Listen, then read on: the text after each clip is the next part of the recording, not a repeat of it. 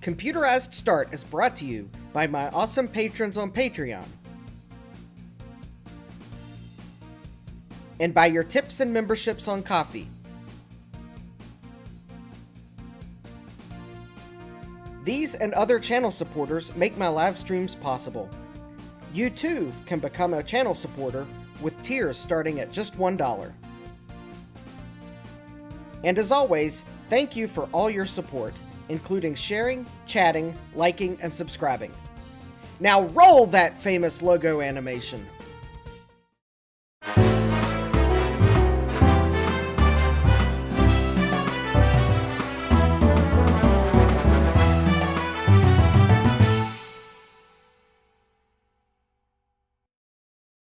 Good evening and welcome back to Computerized Start Live. I am your host, Justin D. Morgan. I have restarted my cable modem. I have switched to YouTube's backup ingest server. Let's see if that helps the troubles I've been having lately with streaming. Right now I have about 7 to 7.3 megabits per second, and hopefully that will hold. But with Comcast, plus YouTube, plus OBS, plus Windows, well, all bets are off. Yes, megabits are a good unit. Floppy disks per second is a bad unit.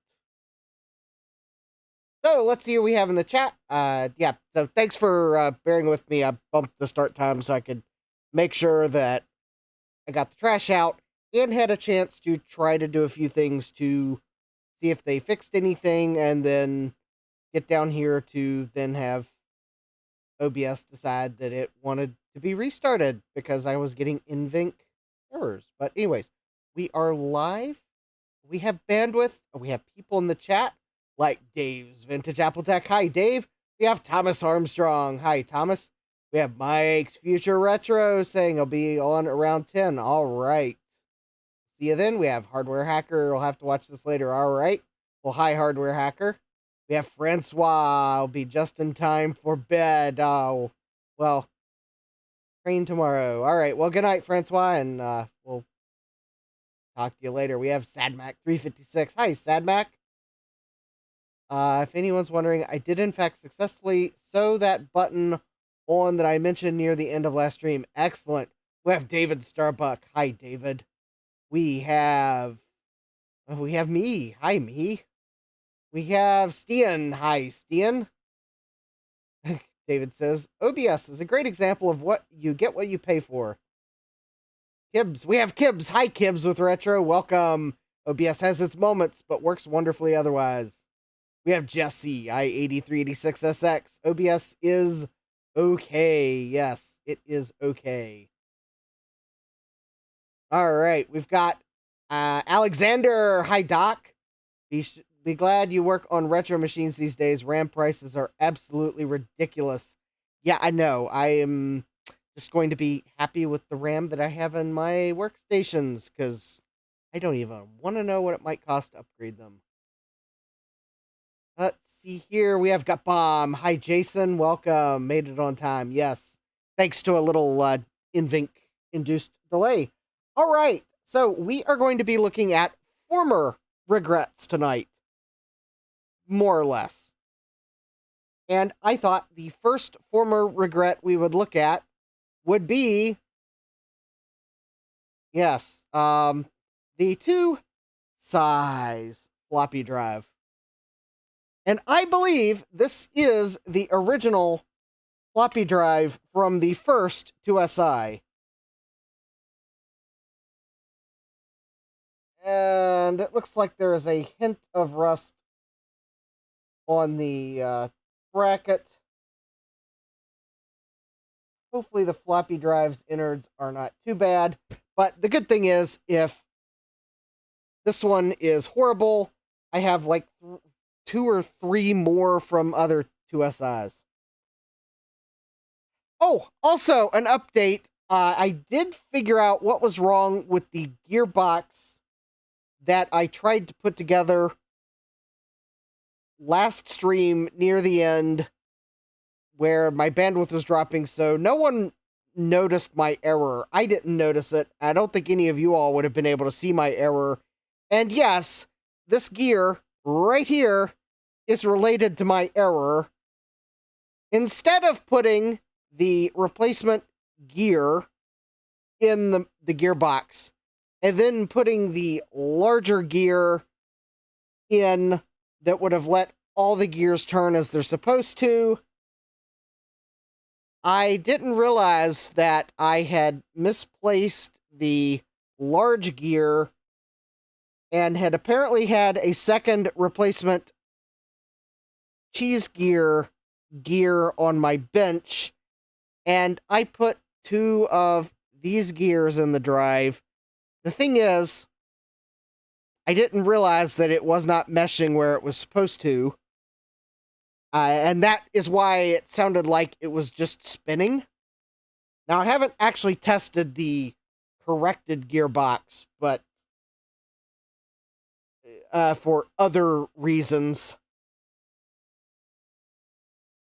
Mainly the fact that the floppy drive that was in the Classic had another problem with it,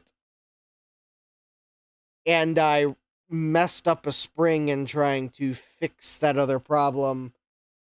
So I don't know how to fix that floppy drive unless I can find a replacement spring, which I might be able to pull a spring off of a rusty floppy drive, because the spring is a metal that probably won't rust. But anyways, the floppy drive that was in the Classic, so last night I came down here because I was wondering what in the world I did wrong with the gearbox. And I put it all back together, and it was, I'll show you on this floppy drive what that one was doing.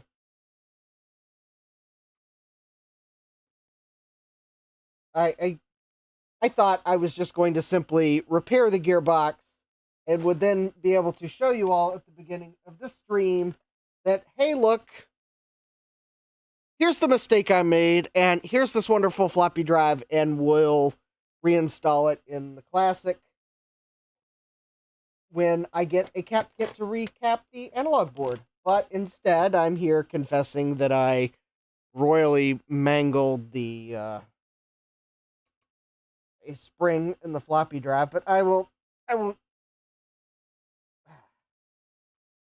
hold please while I find a better screwdriver. That one is not giving me enough purchase on these screws.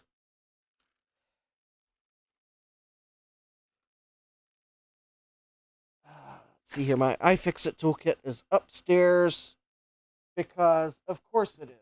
But luckily my Quinn toolkit,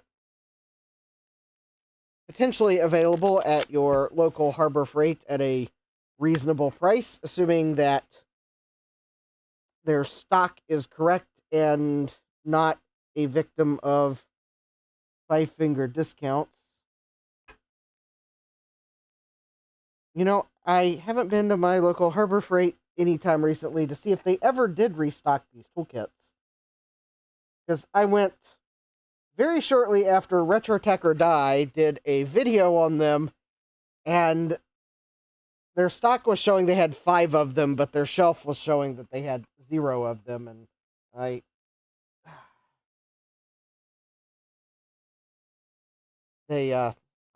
think that they might have been, assuming that the employees were telling the truth when they said that we definitely don't have them in the back somewhere, and assuming that they didn't put them somewhere completely off base on a shelf where no one could find them.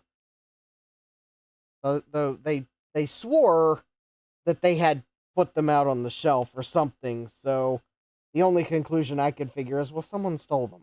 Because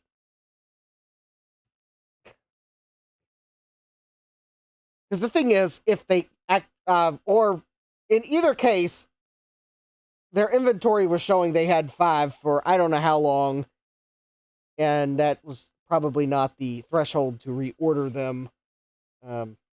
So luckily, when I told,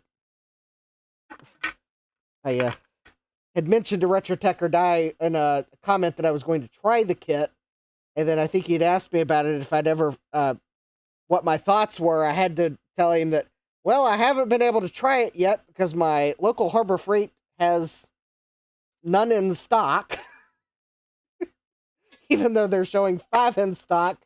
Well, Mike graciously donated one to the channel, so that's why I have a Retro Tech or Die sticker on mine. So go check his channel out. Alright, we have the floppy drive open, and I am seeing some corrosion. It does look like there was a spider there at some point, and some corrosion of unknown origin. And I may reserve the right to go find one of the other floppy drives to see if any of the other IISi ones are any less rusty. But anyways, what was wrong with the classic floppy drive before I go on a fool's errand to go find another floppy drive? So this spring right here, which is supposed to, I believe that is, the spring is to make sure that this assembly always springs closed when you eject the disk. David Starbuck says, Kuo, corrosion of unknown origin. Yeah. So this spring here was deformed on the Classics floppy drive. So it was not allowing this mechanism here to spring back when you ejected the disk. And part of the function of this assembly, I believe, because this has a little bearing on it.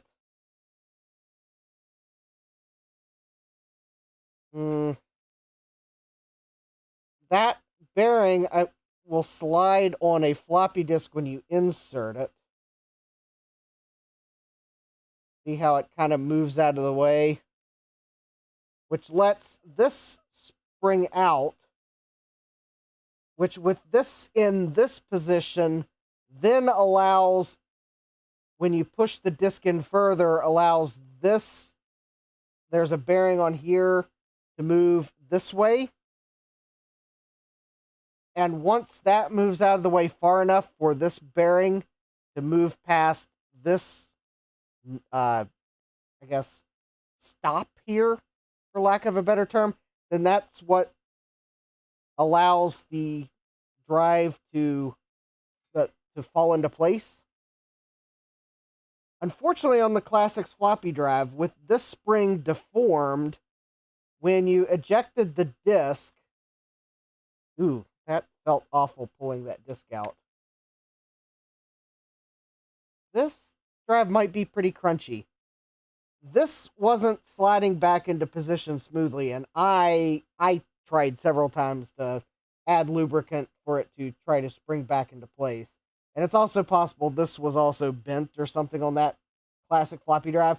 So you would be ejecting the disk, and it would actually snap down into position with the disk halfway out, which I'm sure can't be good for the mechanism or the disk, because usually it was snapping down with the door open, so you were having things biting down. Oh, you know, I think I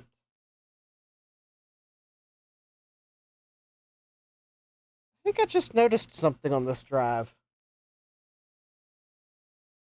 I don't remember there being the spring on that drive.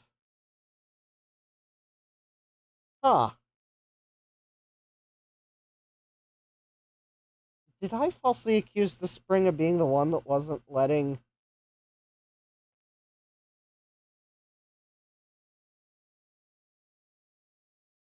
Yeah, now I'm going to have to go look at that floppy drive, because I don't remember that spring being there.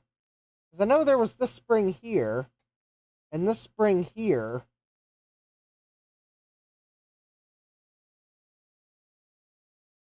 I don't know if that's... Because remember, I had that floppy drive. It was missing one of the little rubber stoppers that held the bottom slide on. All right, I'm going to go grab the other 2SI floppy drives, and we'll see if any of them are in any better shape mechanically. I'm going to go look at the classic floppy drive while I go grab the others. I'm going to see if that spring was on it, because I don't remember that spring being there. I'm wondering if maybe it somehow lost a spring, or maybe the spring was not. Maybe it was stretched. I don't know. Let me go look at it. Let me go grab the other 2SI floppy drives. I'll be right back.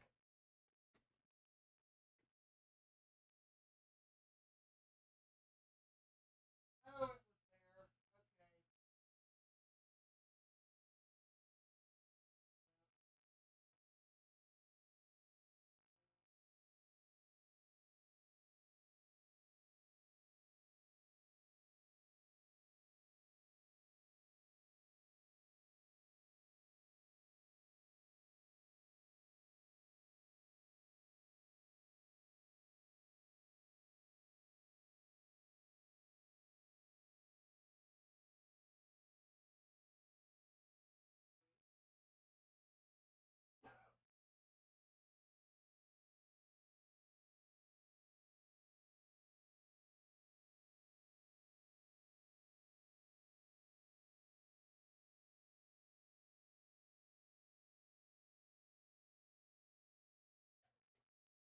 there. It had that spring. I must have just forgotten about it. All right, so there's one of the 2SI floppy drives, and there's the other one. Apparently, one of the 2SIs didn't have a floppy drive in it. But yeah, that spring was there. I had just forgotten about it. So, this is one of the other 2SI floppy drives, and this one...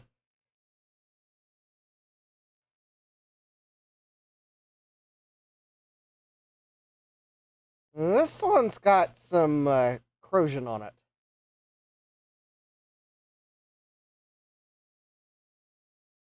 So it is probably not my pick. This one I'll probably use for parts.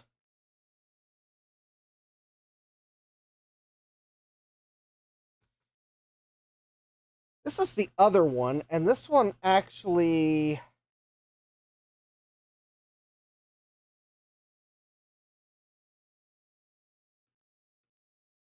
This one actually looks like it's in better shape. I don't see any... Okay, I mean, I see the slightest hint of rust on the very edge of that, but let's open it up and let's see if it looks any better. This is my good 2SI. It's the one that I put an faster oscillator in, so it's pretty zippy. I'm going to give it the better of the floppy drives. For now.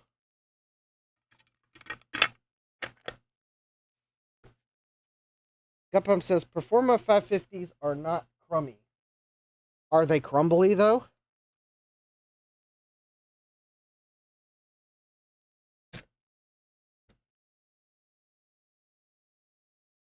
Gutpump says, they are crumbly, but they're not crummy.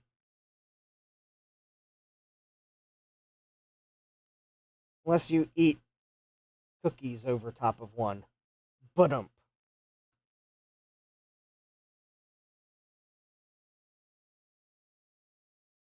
How to make any computer crummy. Step 1. Take a cookie out. Step 2. Eat it over the computer.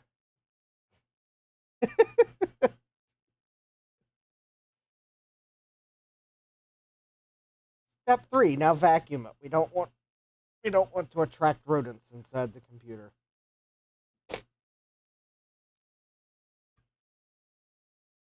Step 4. Be nicer to said computer.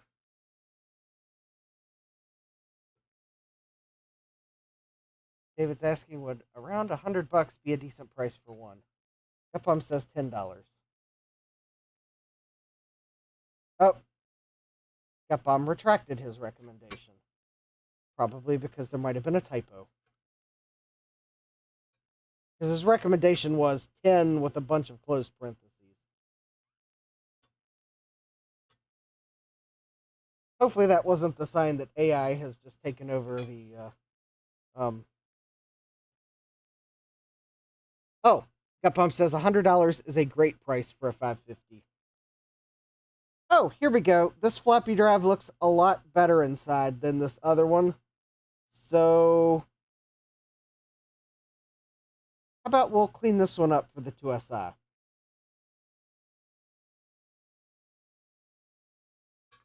I'll the incest sounds like a plan. All right. So we'll I'm not going to like not try to clean these other ones. It's just given that there's some corrosion on them, especially around moving parts, they'll just take a bit more to clean than I can do during a live stream. So I will still try to salvage these drives. I will even try to repair the one that came with the Classic, although it will probably take taking some metal parts from another floppy drive that has other problems to fix the fact that I mangled the spring. So if I realize that any of these drives have rust in a place that makes them so they can't move, but the spring on it is good, then I may still have a way of fixing the Classic's floppy drive. But for the purposes of what I wanted to do tonight, and that was get a floppy drive cleaned and lubricated to put in the IIsi, because I am trying to work on a video about it. And I did, in that video, want to put one completely back together. You see me go through the process of recapping it and bodging it, and if you were on Dave's stream, I installed software. I captured that, so that'll be in my video I do showing the software I put on it. But I did want to at least replace the floppy drive. Not because I necessarily want to use the floppy drive in it, but it is part of the computer, and you can kind of tell if it's missing. So, anyways. So we'll take this down to the take this part off, take the slider off. We'll take the gearbox out.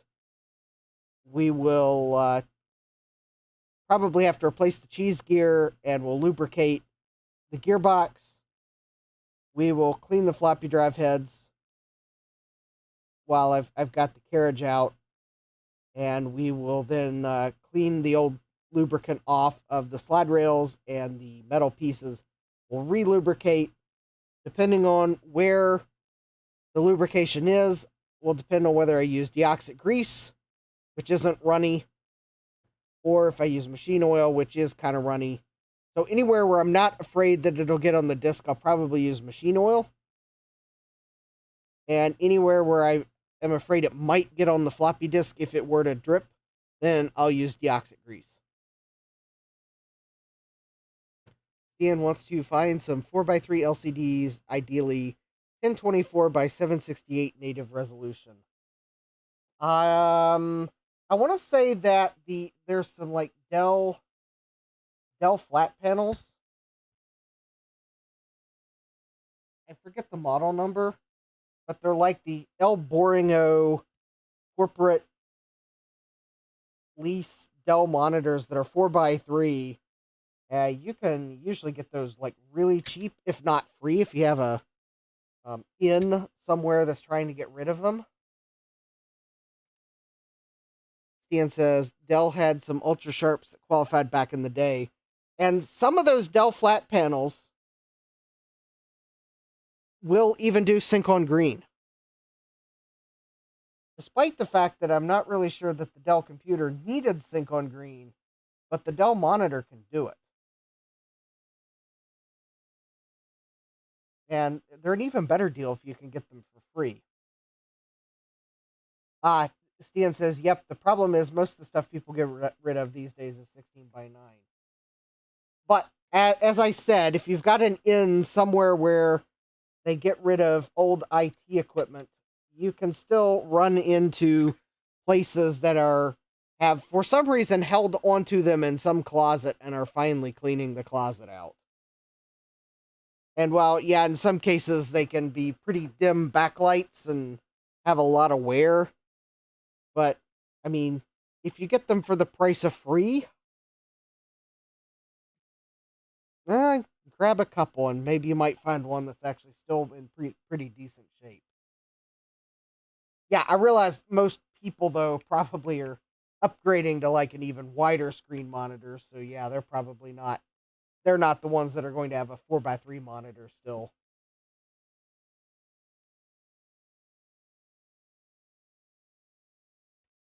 Ian says, I got one from a demolition job. They were in a room that no longer had walls or a roof. I grabbed the one that survived. Nice. All right, so there's our gearbox. We'll open this up carefully.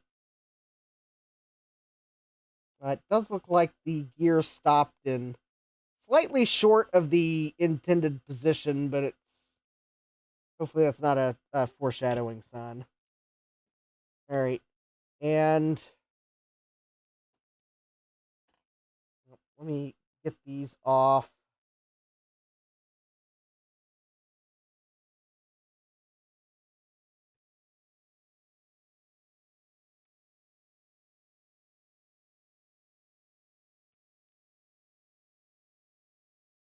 Not really sure what the trick is for the best way to get them off, but I usually just try to.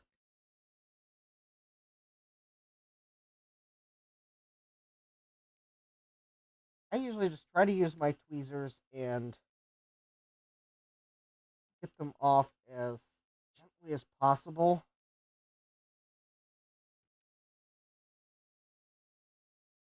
Knowing that as long as I don't mangle them too bad, they'll probably relax back into shape. But there we go.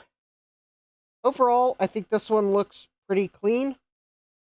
We'll give these parts a little bit of clean, and Jesse says I wanted a couple matching ones for VCF Midwest. Yes, always nice to have a couple matching monitors when you're presenting. David says, any surplus office equipment stores in your area? Stian says, yeah, several. David says, there you go. Yeah, just, yeah, that might be the way to do it, because there are companies that, for various reasons, which could just mean they want to hold on to some old monitors for backups in case someone has a monitor fail, and lets at least someone use something until they can order a new monitor. Yeah, you never know. There's still, I'm sure there's still 4x3 monitors sitting in closets in corporate America that eventually they'll get rid of.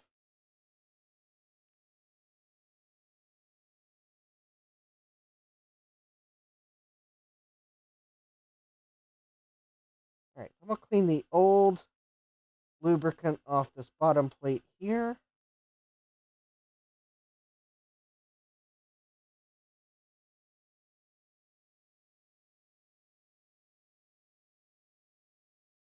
Actually, this floppy drive might be kind of high hour, because if you look here and here, it does kind of look like it's etched a little bit, but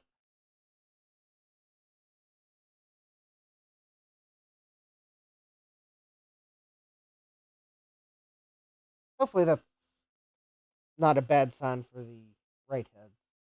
All right, while I'm in here, I'm going to go ahead and try to at least kind of clean some of the old lubricant off the rails.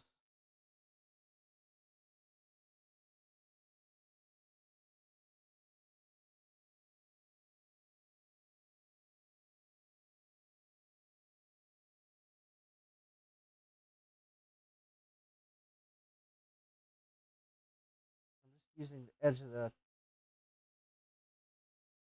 Q-tip to kind of roll the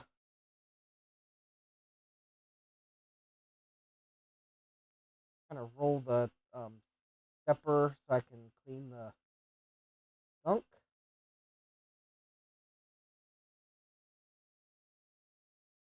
Move that way.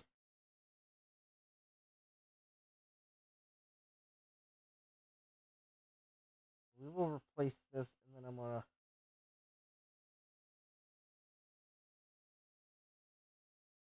pull it back the other way.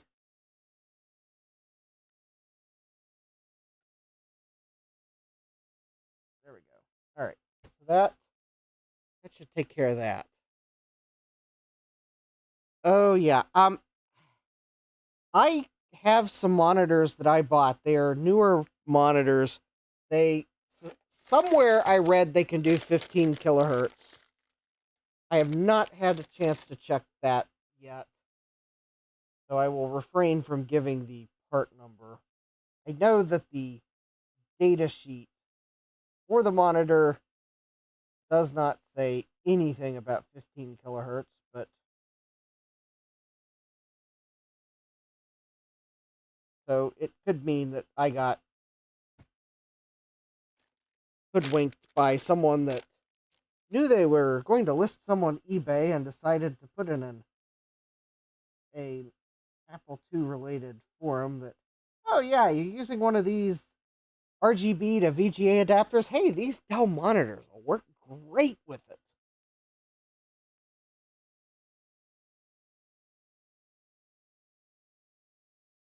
Ah, David says, forgive my ignorance, but why do you need a 15 kilohertz capable monitor? Yeah, as Stian says, the Apple II, the Amiga, and some other computers output a VGA signal at that frequency. Yeah, like the Apple II GS, the there's adapters that will basically let you plug the RGB output into a VGA monitor.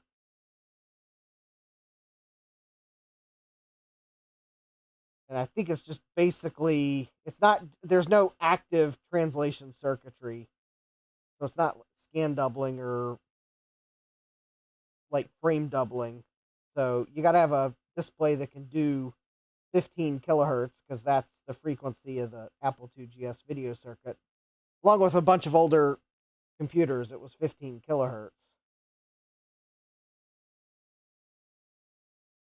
I think the Atari ST is 15-ish kilohertz. I think it depends on what resolution you're running, I think. All right, there's that. Got the old gunk off of that. And let's see here about this here. I'll be a bit more careful. All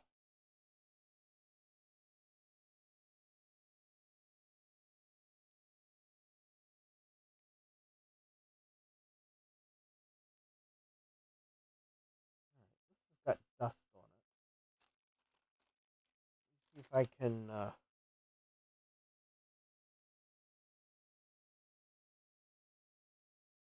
Hmm.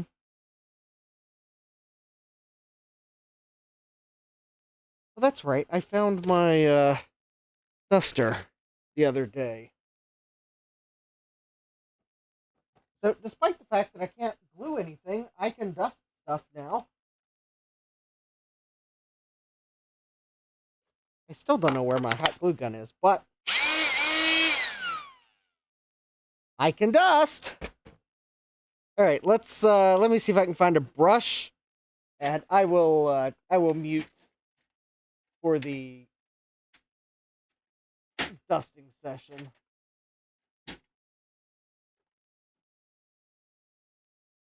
Well, if I can find the brush, that is.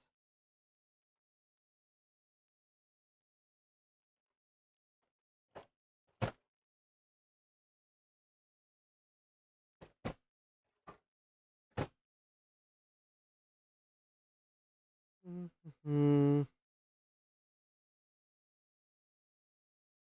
Apple needs to make smaller air tags and cheaper air tags so I can air tag everything.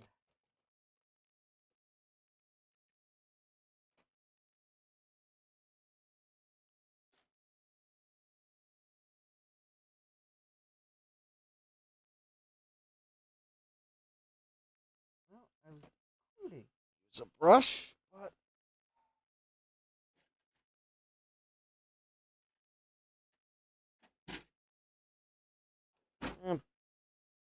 Beats me where my brushes went. Alright, well, I guess we will not brush it, but I'll just dust it.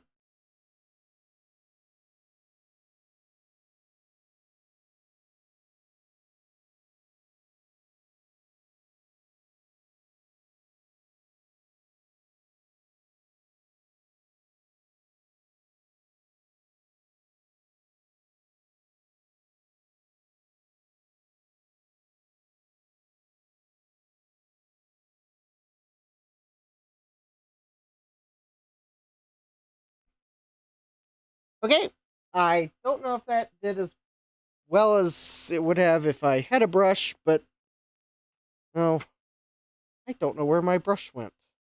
Probably fell off the back of my bench. Alright, so let's see here. Alright, there's that. I'll set that to the side. We'll set this to the side. I'll lubricate as we put it back together. So let's take a look at the gearbox. Jesse says, I like them for my compact LTE 286 systems. They output CGA. I need one less board with a 15 kilohertz display. Yes. David says, I've never encountered an Apple II or an Amiga in my life.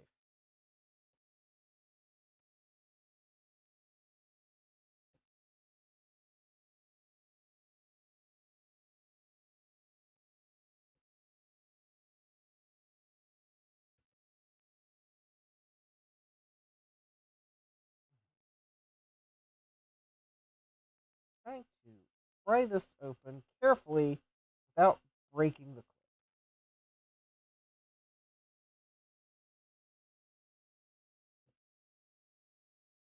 Although, speaking of broken clips, one thing I did do after mangling the spring on the classic floppy drive, I did transfer the motor from the gearbox that I had that worked but had a broken clip onto the classics gearbox, so that at least I had one gearbox with a clip and a good motor. But yeah, the motor that was on the classics floppy drive is apparently seized up, and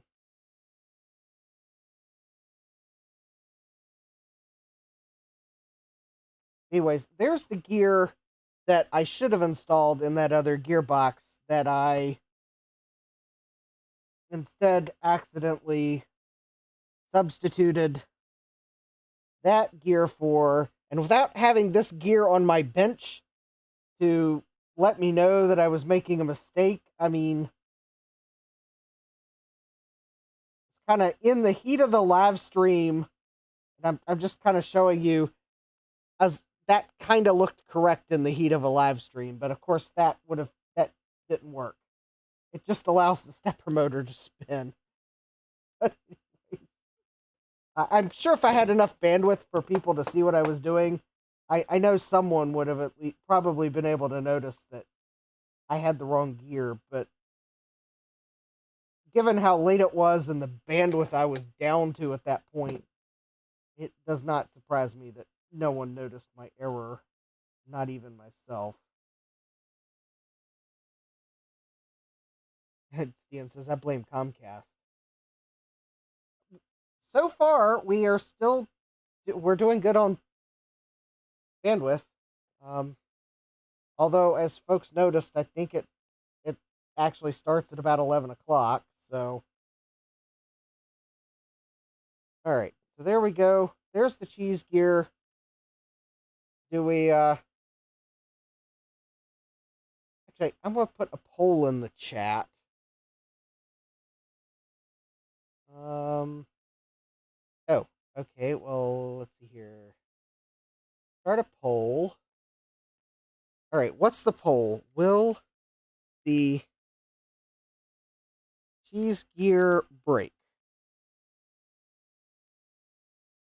Yes and no. Alright.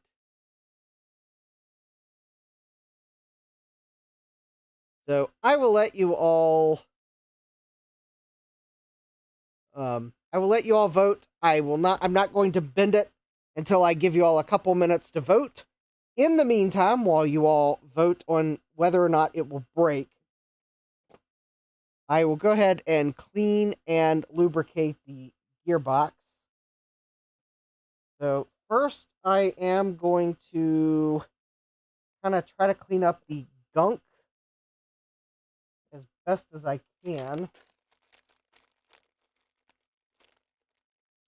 And if anyone's wondering, so far I believe the poll is 100% folks are saying yes, it's going to break. So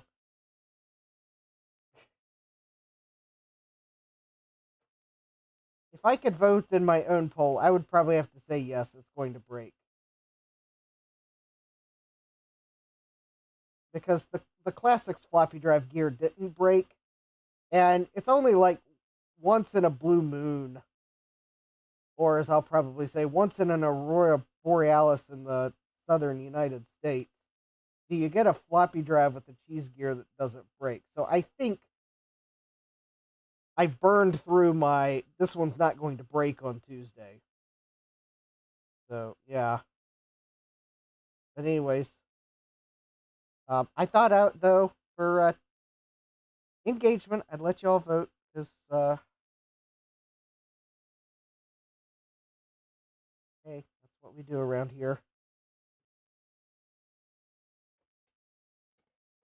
Dan says, there was an aurora borealis in the southern U.S. yesterday.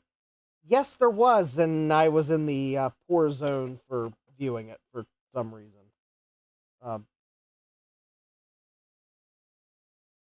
Despite the fact that other parts of Virginia at the same, was it latitude, I think, were in the excellent zone of viewing it, and there were no clouds in the sky. But I took my camera outside. I did some long exposure handheld photography. So believe me, they were awful photos. But I was trying to see if I saw any hint of color in the sky, and the answer was no. There was absolutely no indication in the photos that you could see it in the sky. So either it just wasn't visible for some reason here, or I went outside too late because I looked at the wrong news article, or I went outside too early. It is also possible that there was too much light pollution, because the one thing I did notice was the sky looked like I was looking at light pollution. So it is possible that Charlottesville is too close to where I live to have really been able to get a good look at it. Eric says, I saw nothing. Yep, says, up here in Massachusetts, it couldn't be seen with the naked eye, but could with a long exposure. Ian says, I didn't see much down here in Florida, but I've seen plenty when I lived in Norway. Yeah, I kind of think that maybe it was a case of it just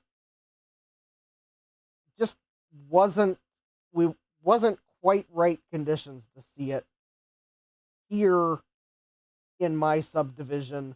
I do know, though, there were places in Virginia, and even some that aren't like too terribly far away. I mean, they'd be like maybe an hour away or so, that were able to see, maybe not last night's, but Tuesday nights. So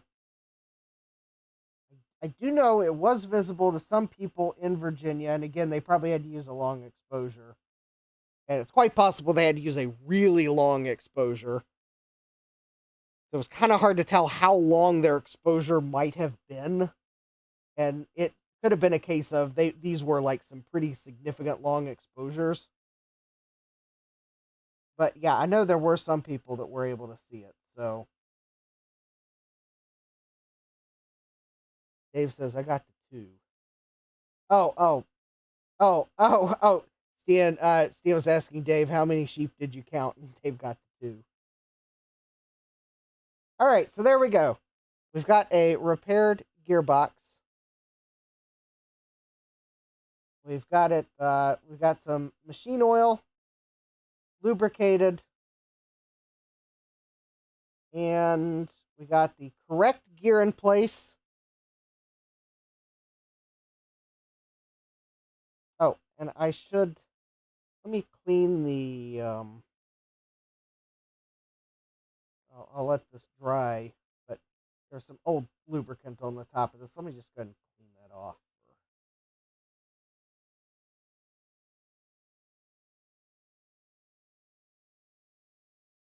All right.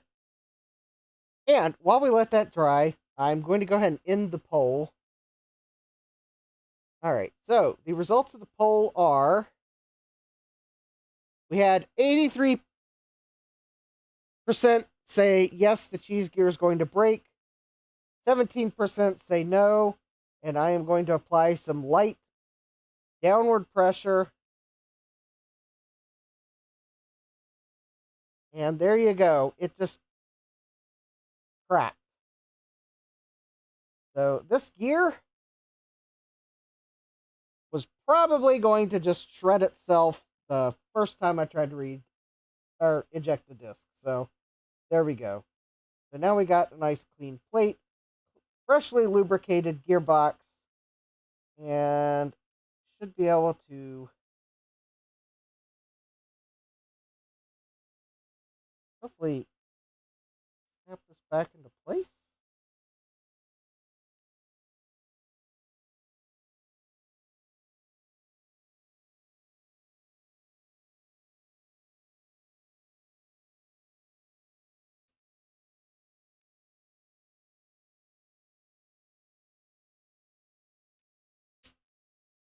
There we go.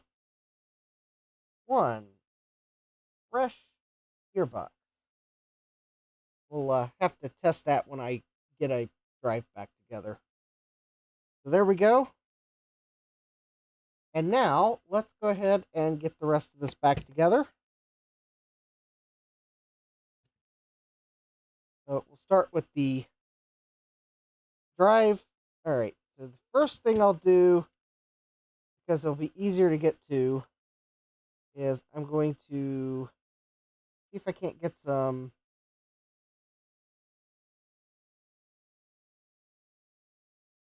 deoxit into the gear assembly.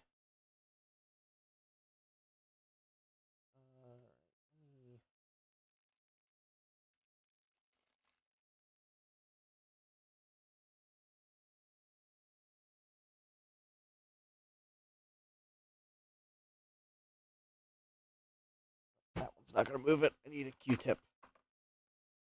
All right.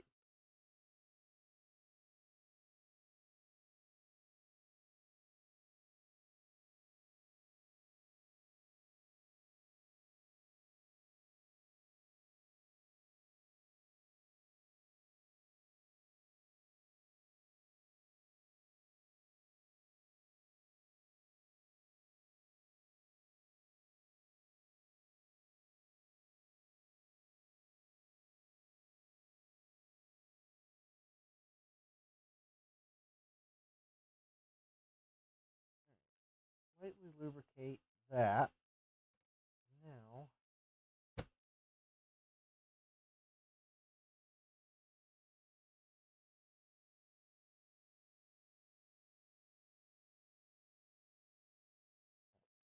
that should probably be good.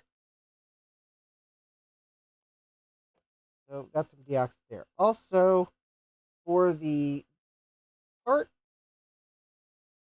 here, I'm going to use the deoxit lubricant, and I'm going to apply a little dab on each of these 4 spots. I believe that's the main friction point.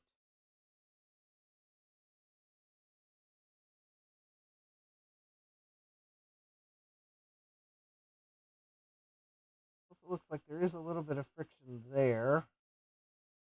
Looking at the patterns on the metal. And I'm also going to look on the bottom of the floppy drive, and anywhere where I see some friction wear, I'm just going to apply a little bit of deoxit.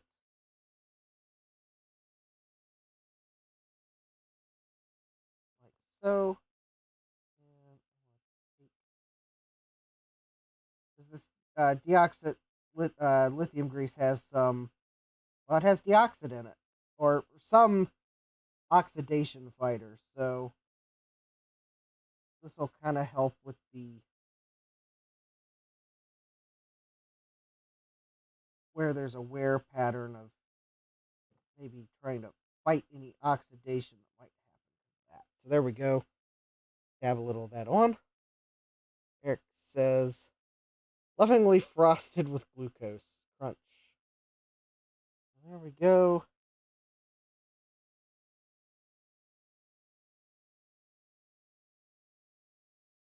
Oh, it would help if I. There we go. Put that together correctly. Alright, so let me. Realized I didn't.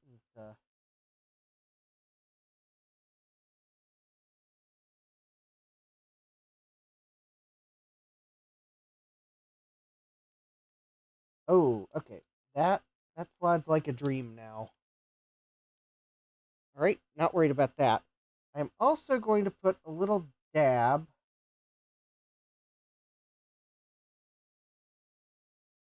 Just a little kiss.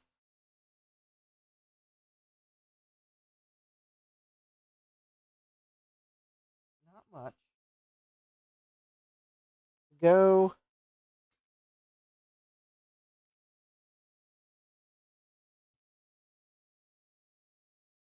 Uh-oh. What do I do with the... Oh! That's annoying. You know when I dusted the floppy drive?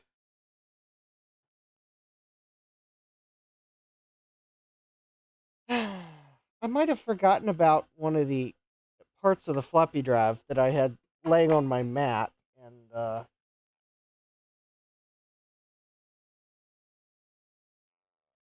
hold please while I go track them down on the top of my bench.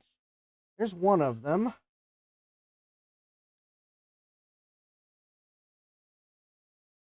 There's one of them. The other, they probably, fortunately, they probably blew into something on my workbench instead of blowing off the workbench. Unfortunately, this is embarrassing. I completely forgot they were there and then air dusted the floppy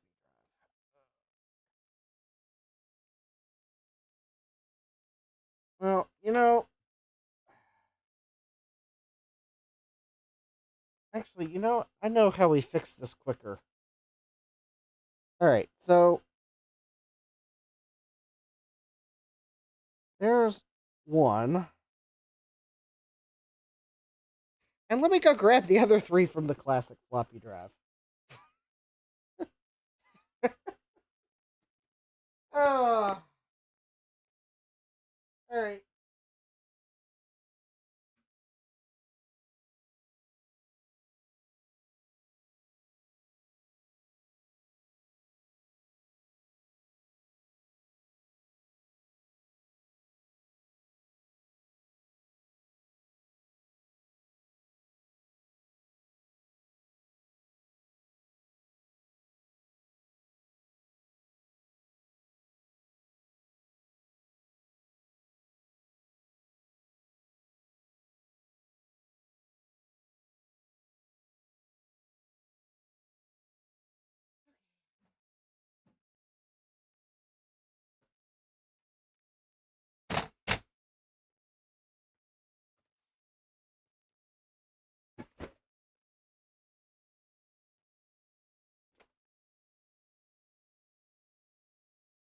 Okay, so because I am a klutz,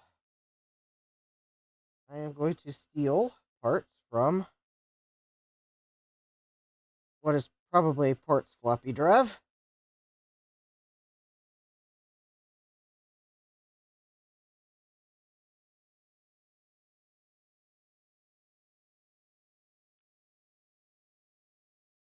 To fix this one.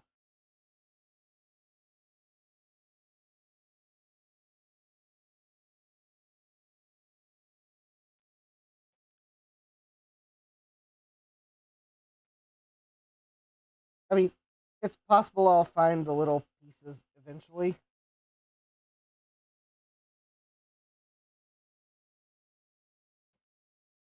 Or archaeologists will in the year 2520. They'll find three little washers and wonder what type of warp drive I was building in my basement.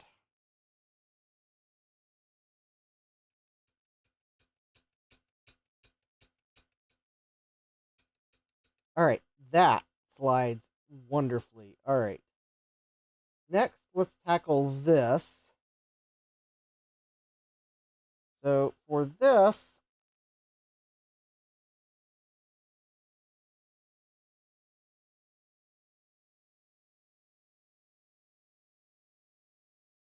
um,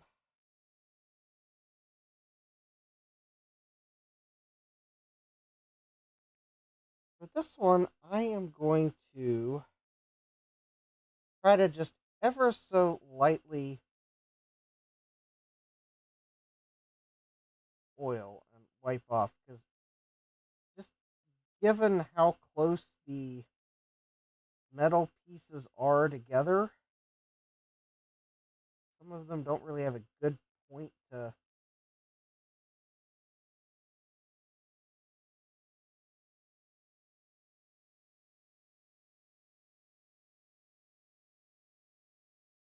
I guess the good thing about this stuff is even if I wipe most of it off, it's still going to leave some residual. Normally, I would.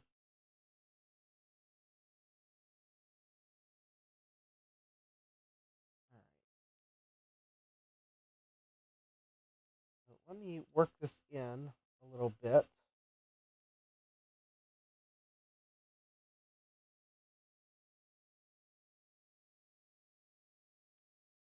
All right, let me wipe the extra off, otherwise, it will get onto floppy disks.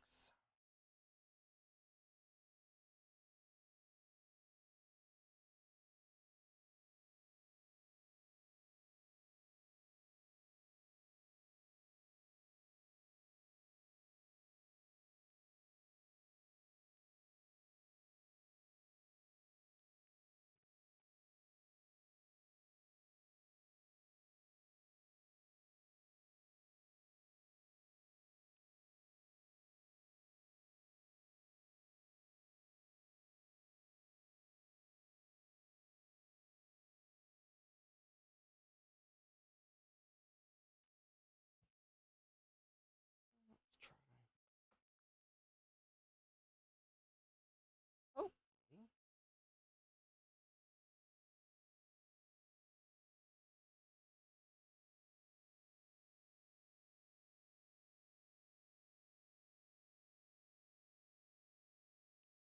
well, I don't always use real floppy drives.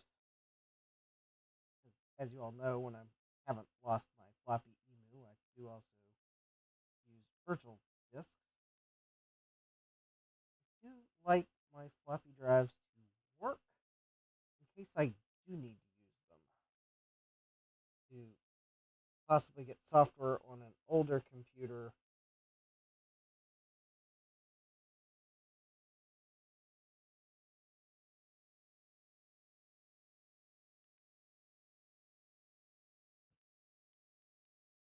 All right, there we go. And now I am going to on these bearings. There are these posts that slide along things. I'm going to apply some deoxit.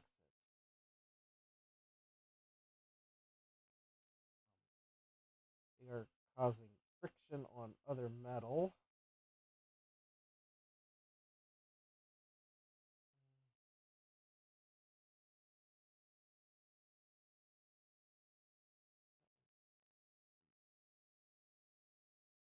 All right, that. All right, now let's fit that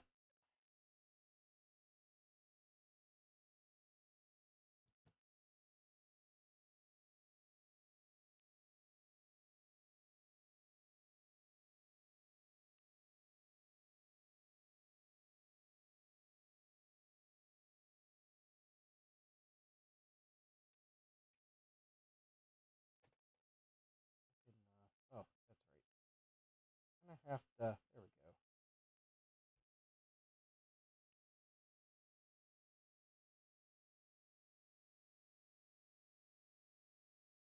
All right, there we go.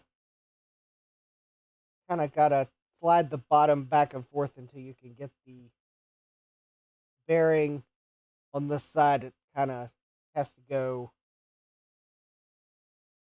in that, so you kind of have to slide it back a little bit. But this is exactly where we want this to be to put the gearbox on. Maybe I should put the gearbox on before I put these springs on, but I'm going to reattach these springs first. I just want to make sure that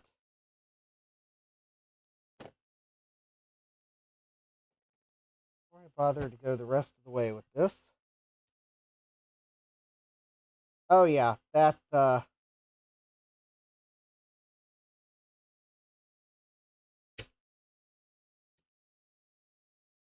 oh yeah, this mechanism feels like it's actually working correctly. You're supposed to have to slide this that way.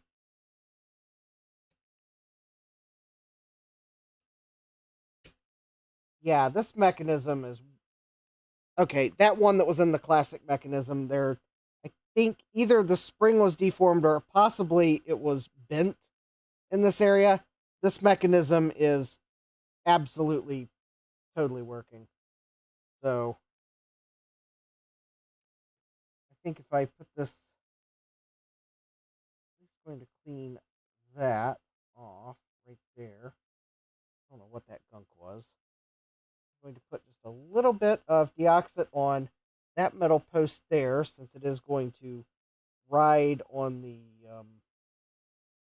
metal piece.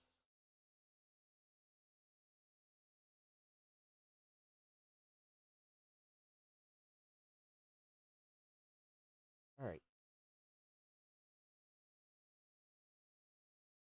And now, all I should have to do is put this in.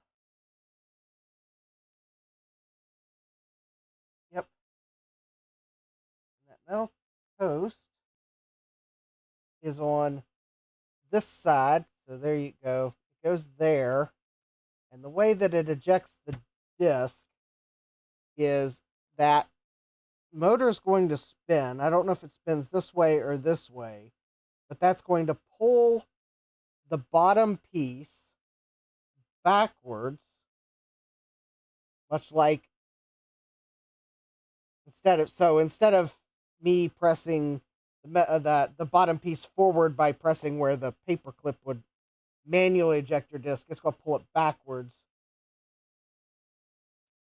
and eventually pull it back far enough that it'll push the disc out, and then this contraption here will lock the disc back up. So, and I've confirmed this mechanism's working great, because I was actually able to get the the floppy drive that was in the classic. I was able to get it to jump down just by lightly banging the table. So you didn't think banging the table was a floppy drive diagnostic procedure, but it should be. And this one passed. So let me go ahead and get the gearbox reattached. I'll plug it in, and then I got to get the plastic piece in here that the head assembly rides on. So we'll plug this in.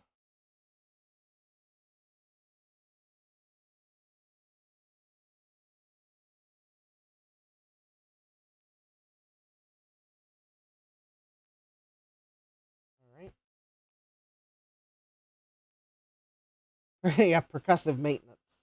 Or in this case, percussive diagnosis. I just wanted to make sure it was not going to do the same thing as that classic floppy drive. So we will push that into place, and then I will apply a light amount of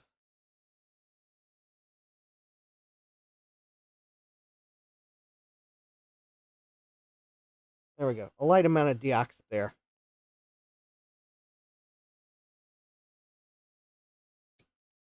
And there we have it. We have what should be one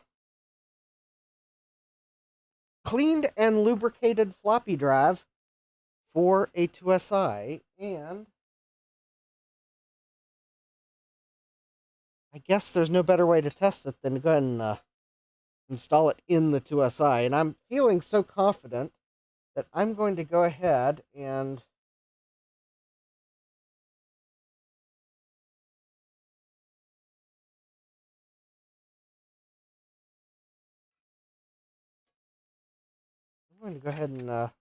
put it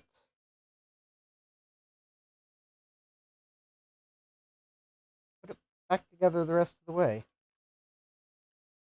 So there we go. So there are a couple little indentations to help hold the cover on, while you then use a Phillips screwdriver to screw these four screws in. And these screws are both holding the floppy drive in place, as well as they are going to, I think they slide into the, they're what the floppy drive slides on. It's retained by this and this, but I think there's indentations in the case where these screws slide in. So anyways, yeah, I'm feeling rather confident. If I go ahead and put this all the way back together, and we put it in the IIsi,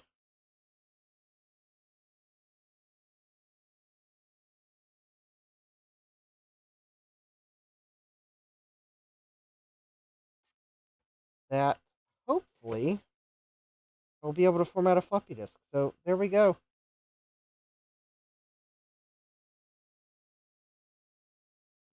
That looks pretty good. All right, so I got the cable, and yep, there's our cable. It should be the right cable, and this should go in the case. So let me go grab the IIsi, and we will test it. All right, let me make sure my adapter is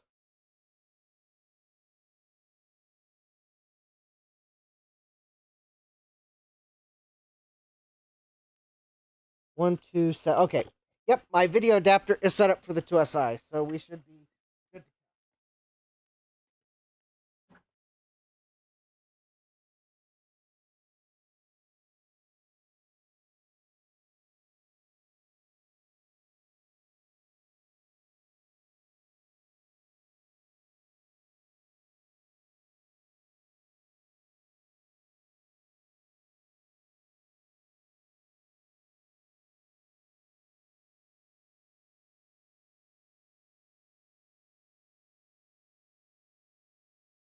Oh, so I don't think you've missed much if you haven't seen Dave's stream. I don't remember if it was like 2 or 3 weekends ago. I don't think it was this past weekend. I was looking at I forget what I was looking at. But anyways, just a quick walkthrough here. So we got my IIsi. It's running at 25 megahertz bus speed because I have a 50 megahertz oscillator installed in it. I've got the 170 megabyte Connor drive that was in the first IIsi I bought. And I've got the PDS card, or not the PDS card, the new bus adapter. with a network card.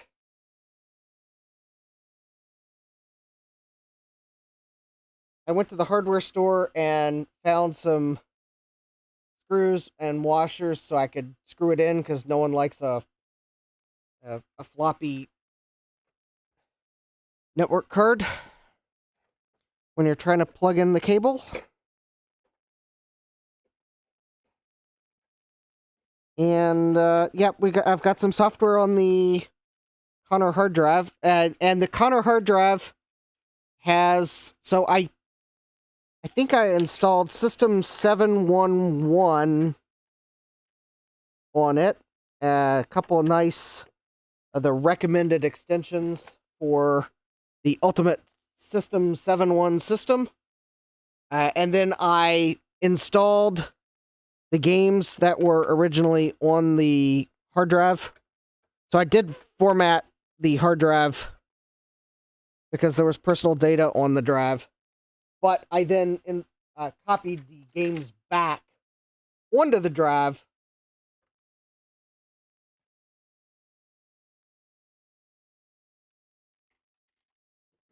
So that I have the original games that were on it.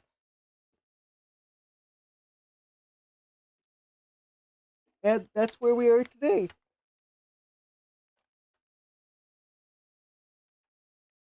So I'll show you the install here. Hey, eVibe, welcome. We are about to test the floppy drive that I just cleaned and lubricated. So this is the floppy drive that was in one of the 2SIs. And this is the 25 megahertz 2SI. So let's see here. I think the floppy drive fits in like that. Yep. We'll plug this in. I've got keyboard and mouse. I've got power. I do need to turn on the smart outlet because the smart outlet is off.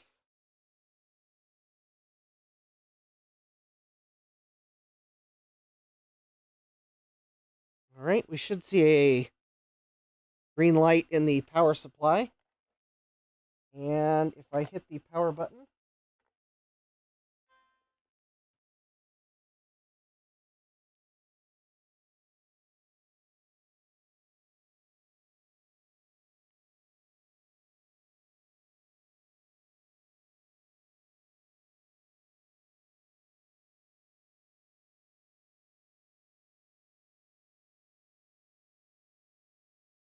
I know this hard drive was sounding really crunchy before I formatted it.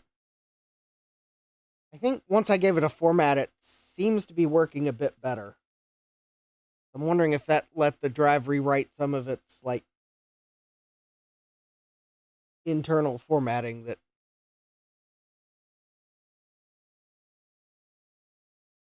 or whatever. I mean, yeah, it's still the drive, it's a Connor. It sounds a bit rougher than other drives, but it'll eventually stop working. But until then, I'm going to go for the nostalgia factor. Again, I mean, there may be a day when I can't fix the floppy drives anymore, but until then, I mean, I occasionally use disks because I just remember the sounds of the drive. Oh, also, when I formatted it, I called it the IIsigh Disk 170. And I even put some of the original icons back. So that was the original icon of this hard drive. And there we go. The games, or some of the games were in a folder with this icon, so I kept it. The applications folder had this icon, so I kept it. And even in the games, there were separate partitions for Gary's and Darren's data. So I don't know who Gary or Darren is, but these were... yeah, this was the one game that was in Gary's partition. So... and then there were a couple games in Darren's partition. So, including this Dinosaur Kids demo. But anyways, yeah. So, that's basically what I did. I just kind of kept the icons because I thought they were cool. Kind of kept the little of the history of the computer without having the personal data. I think in applications, these are my applications. I kept the folder icon, but obviously there's my speedometer, so I can run benchmarks, disk copy, res edit, stuff and expander, iOmega tools, and snooper. But anyways, enough of that recap. We're here to see if the floppy drive works. So, got a brand new disk that has something on the disk surface. So I will set this one to the side so I can, or actually no, let me take one of these foam swabs. There's like I noticed when I opened the shutter to show you all something, there was a little particle.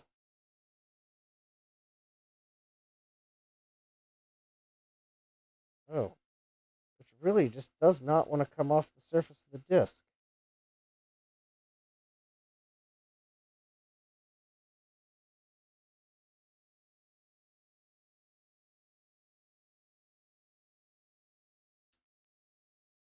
Alright, well. Alright, let me just double check that.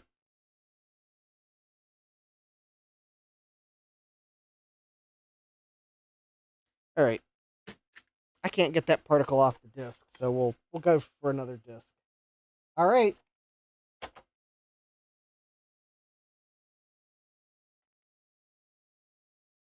Well, alright. It mounted the disk. It's a PC disk. Will it eject it?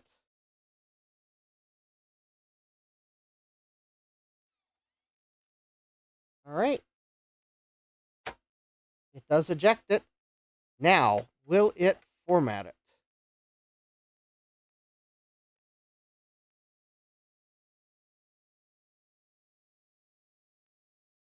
Alright. Untitled. We'll format Macintosh.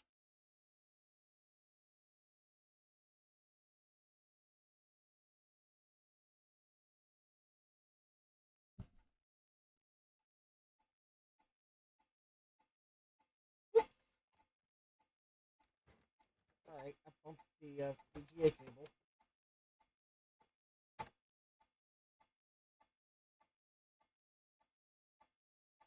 Oh. Oh, no, I must have bumped the, Oh! No, I didn't bump the VGA cable, I bumped the button on the scaler, somehow.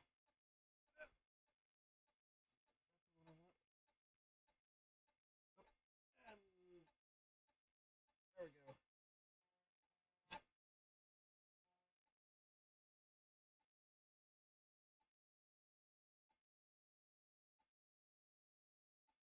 Oh, I just realized.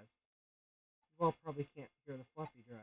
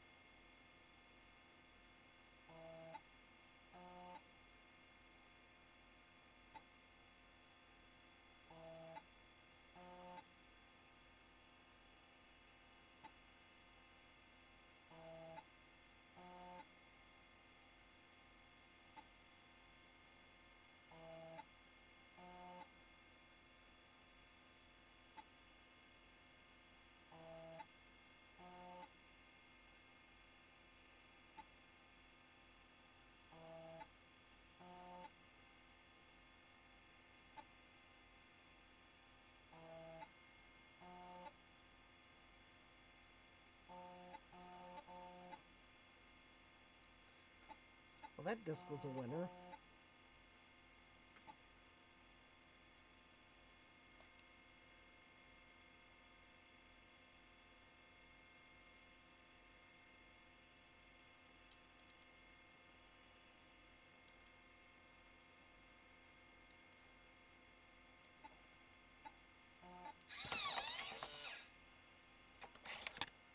In fact, there's so many bad sectors on that disc. I'm going to look at the surface of the disc. I might try formatting it again.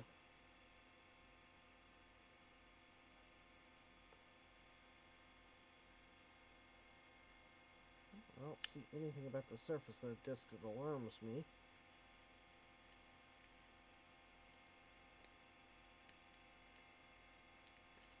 Alright, we'll try formatting it again. Just in case the issue was lubrication distribution. This will let you get a full ASMR experience for a disk format.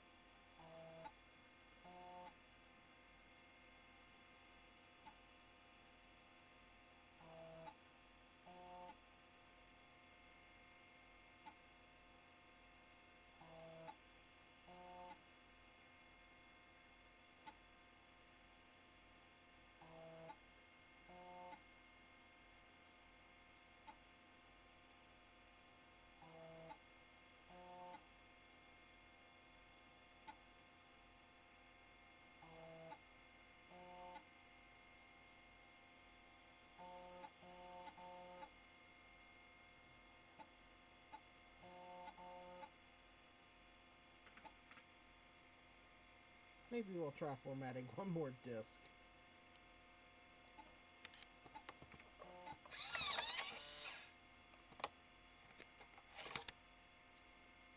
Drive sounds good, though. We'll try a pink disc.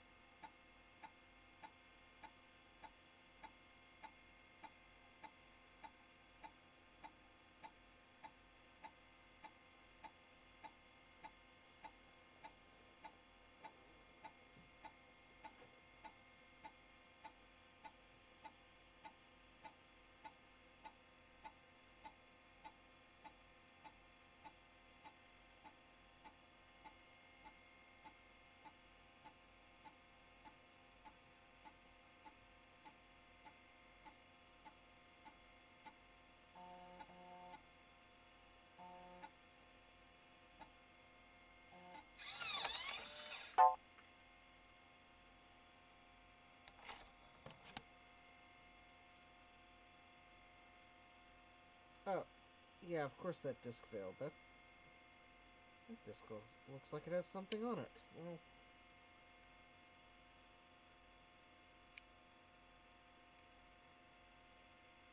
there's like a speck of dirt on the disc.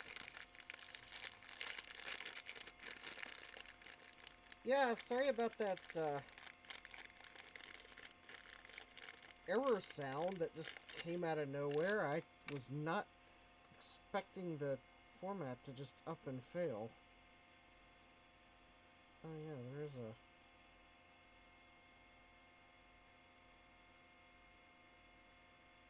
Alright, I think I got the piece of dirt off the disk.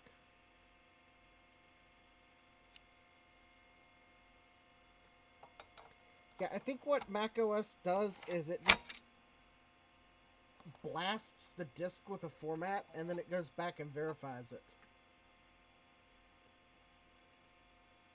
Which is why I think you can get it to until it looks like it's formatting the disk completely.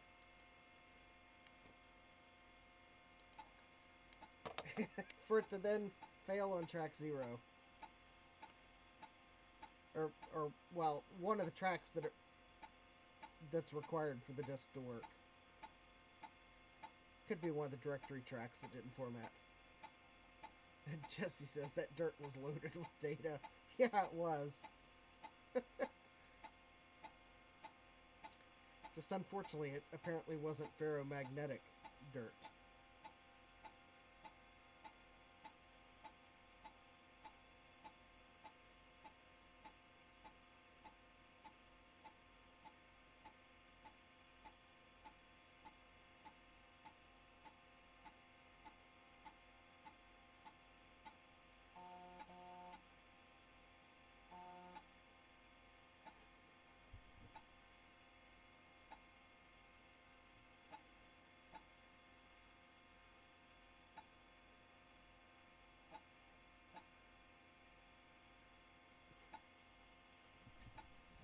Okay. I'm thinking this disk is just going to royally fail.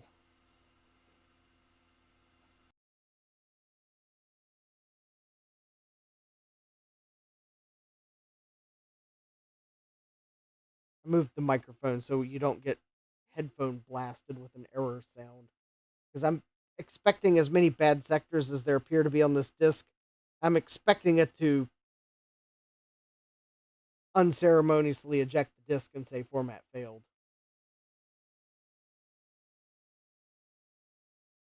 Because I think macOS will, if there are enough bad sectors on the disk, I think it will just chuck the disk out and say format failed.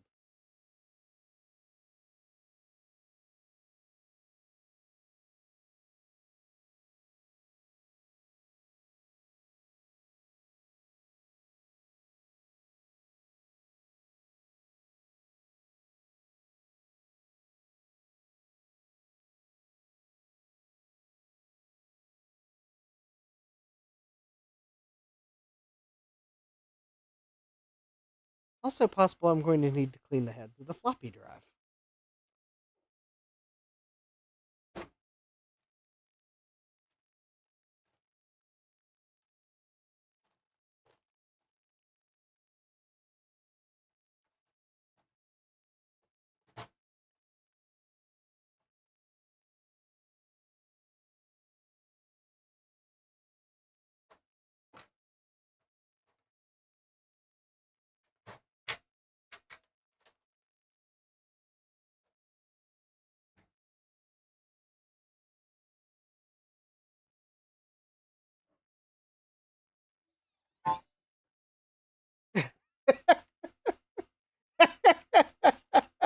I wasn't looking at the screen to see what number it ultimately got to, but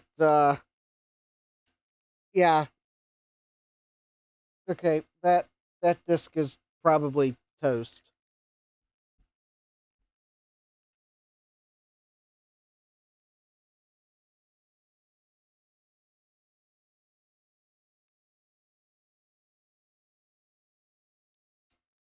I will say that buying discs on eBay based on the fact that there are pink discs in the disc box is probably a bad, or not exactly the best way of deciding that the box of discs is a good candidate of box of discs. All right.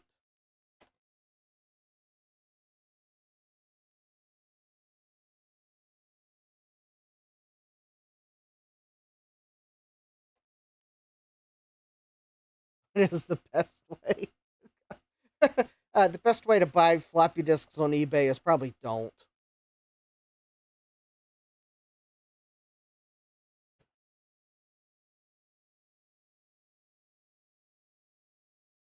Stian says it got to around 1100. Jesse says 1080 is the limit.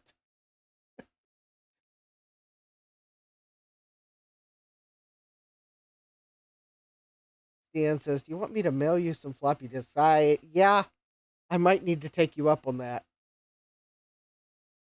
Because while I have a decent number of 5 1/4 inch high density disks, I think I may be okay on double density 5 1/4s. High density 3.5 inch discs, I'm like,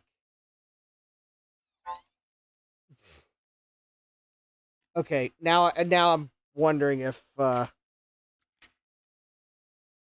I am wondering if I got something on the heads of the drive and need to clean it. David says, I just bought a bunch of zip disks on eBay. I sense the regret already. It says, I have some high density 3.5 inch floppies. Yeah, because I have a feeling this box of disks that I bought. Ooh, I did not like the sound of that hard drive when the power cut off. It really chunked. All right. I wish I could find the cleaning disk so that I didn't have to necessarily disassemble the floppy drive.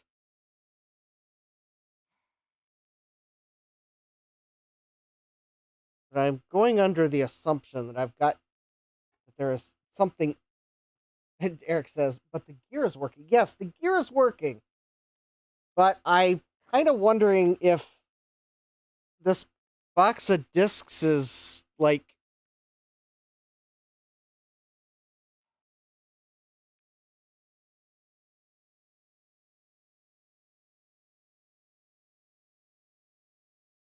yeah, I may just have to like not use that box of discs because.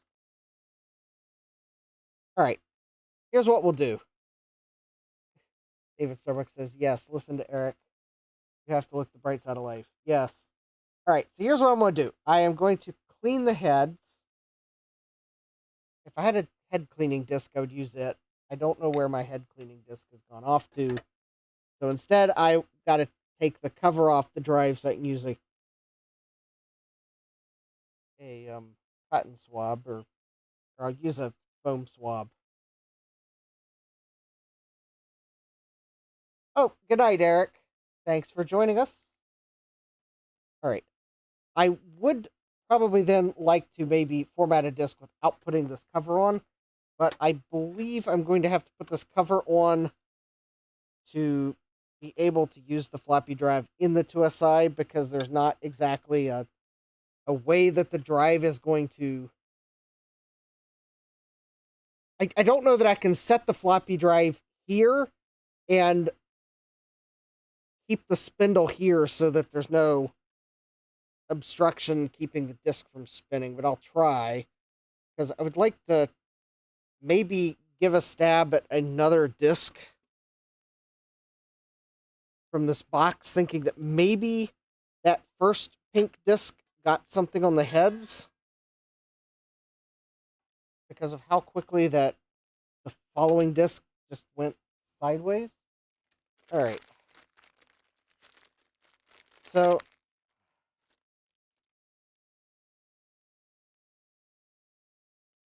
I'm going to take some known clean isopropyl alcohol on a foam swab that I just pulled out of the bag.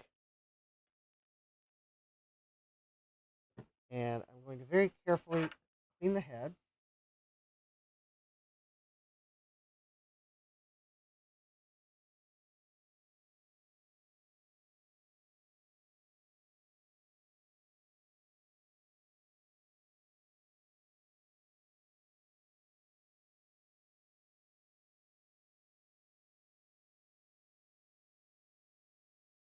I don't see anything that I picked up on the swab.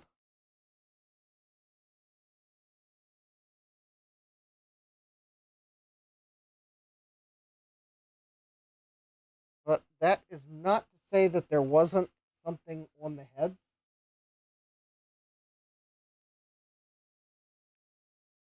I'll put the drive back in.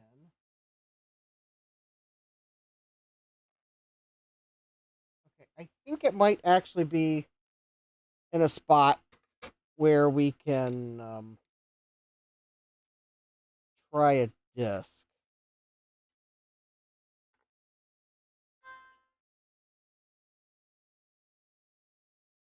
All right.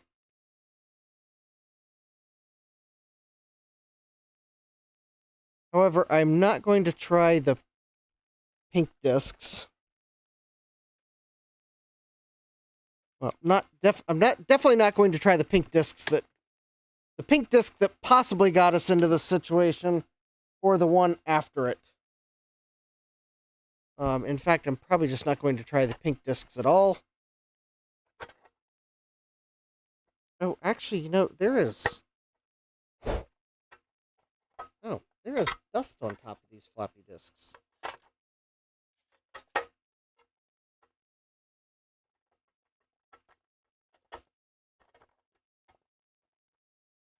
All right, we will pick an orange disc or two.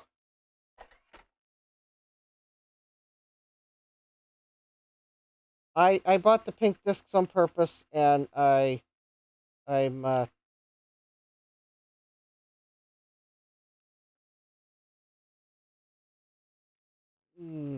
for some reason, Gupbomb probably realizes why I might have bought them. I think one or two people in the chat also guessed, and I had no comment. I still have no comment.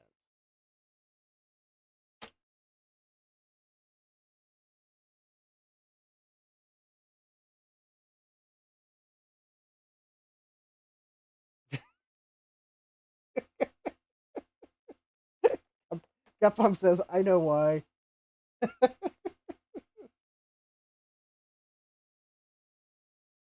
Alright, so with clean heads... Actually...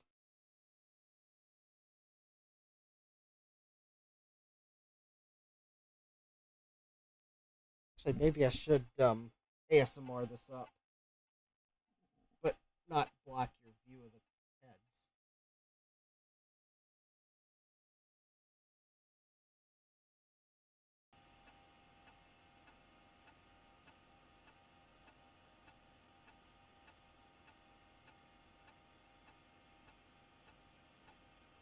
There's a little piece of...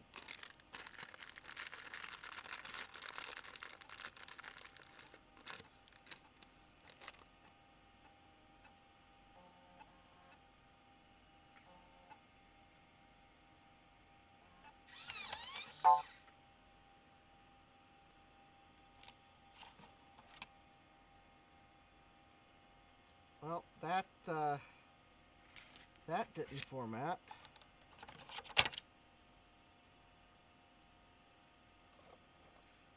I'm just going to not bother renaming the disk.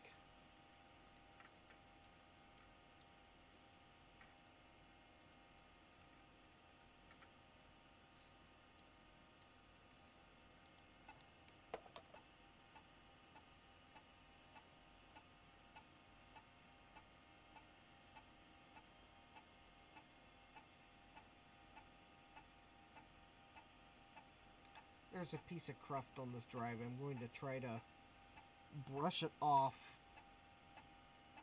as soon as the heads assembly clears.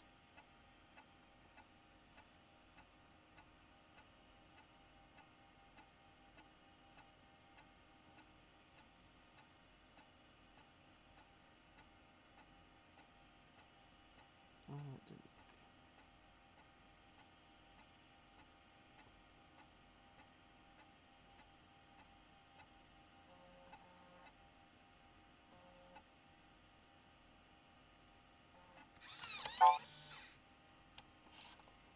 Wow, it is like not liking these discs. Yeah, these transparent, well, they're verbatim discs. Although maybe they are Memorex discs.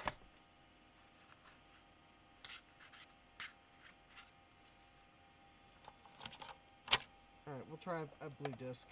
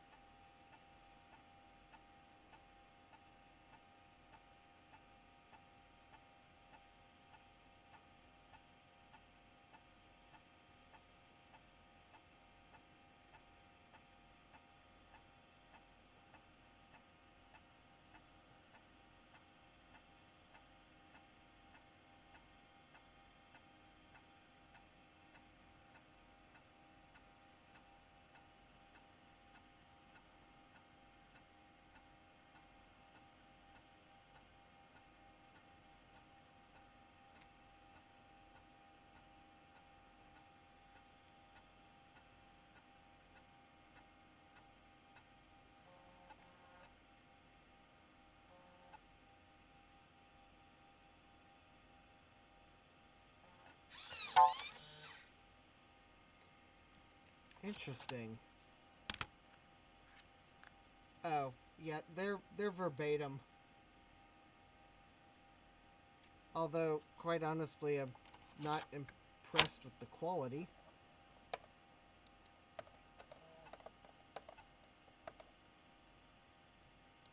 Of course, you know, it's...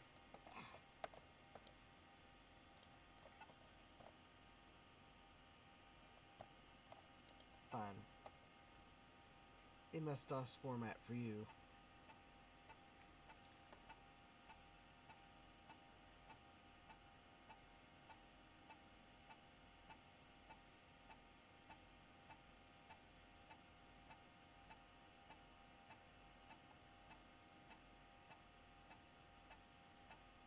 To see if I have any, like... I think I used all the discs that were in my other disc box.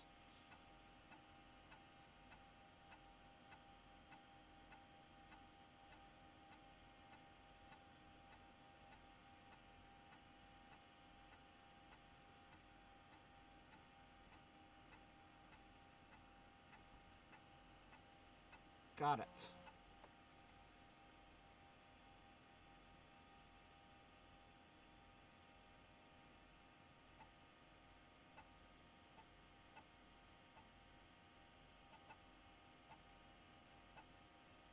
Okay, so we are...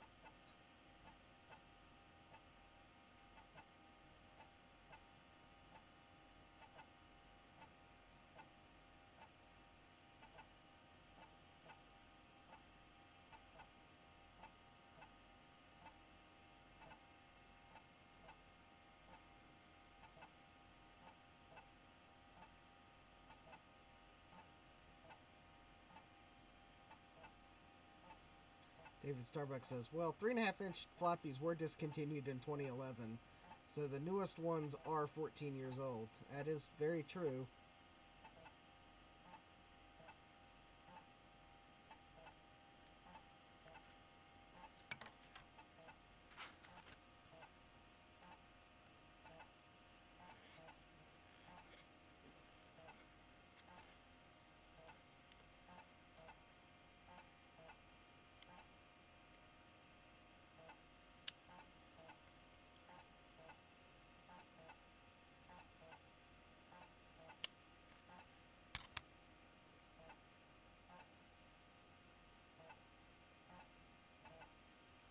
Alright. Enough of that, Mac. There's no way that disc is going to meet your threshold of a good disc.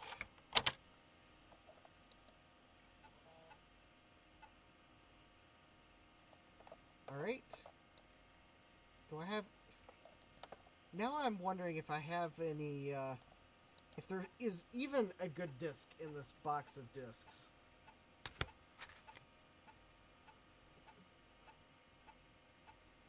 And you thought this was a stream about former regrets. Well, now I'm regretting buying this box of discs.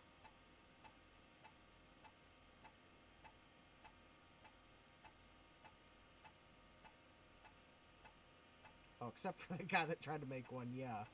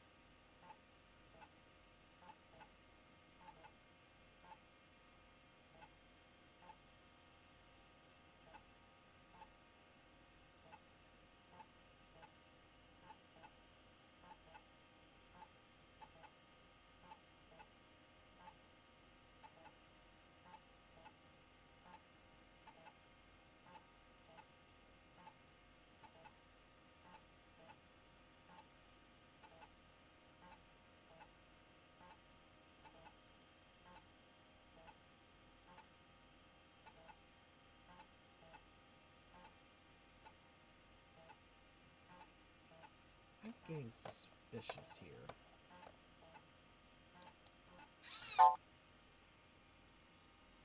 Oh.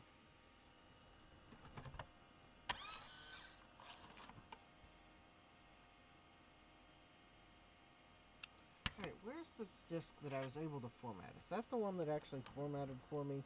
Other than like some bad sectors at the end?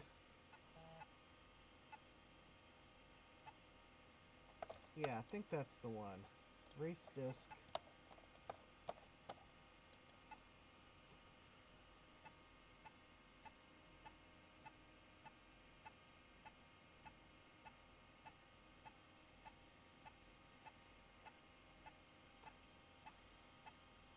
This is a sanity check to make sure like one of the heads didn't up and die on the stream.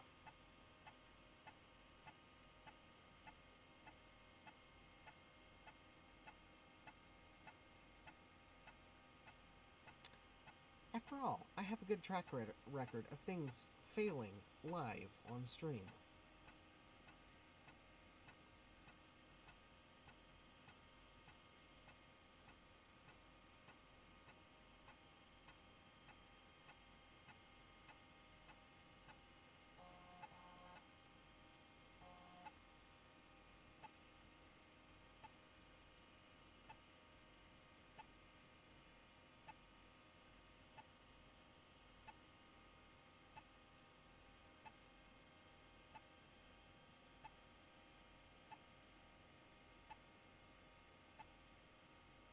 Alright, I think this box of discs is junk.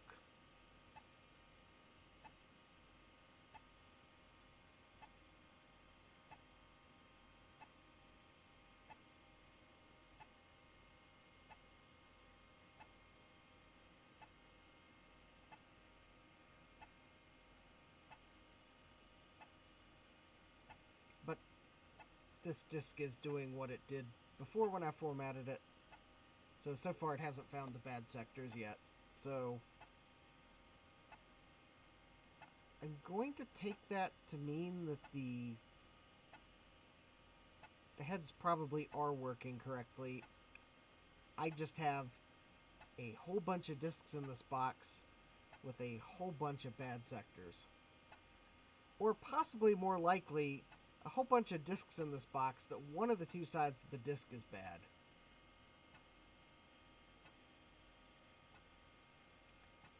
Because I was noticing the size went down by 9K.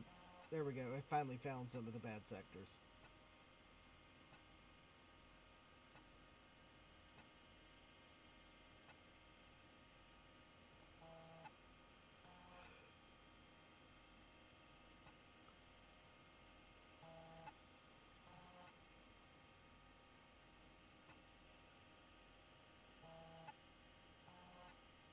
Maybe we will just try to go through the rest of this box, or at least as many of them, to see if there's any good in it. Like, this disc I think has like 200K of bad sectors, so I'm just not going to keep it. It's not good for writing disk images.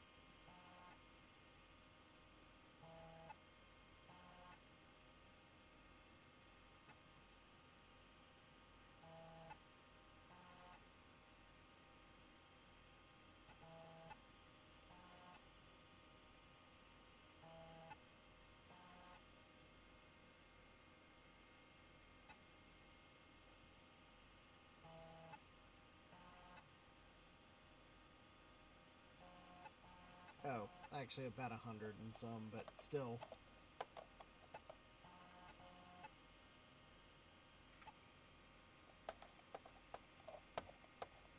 I mean, I think it's good enough. I could probably try writing, I don't know, say, the snooper folder to it.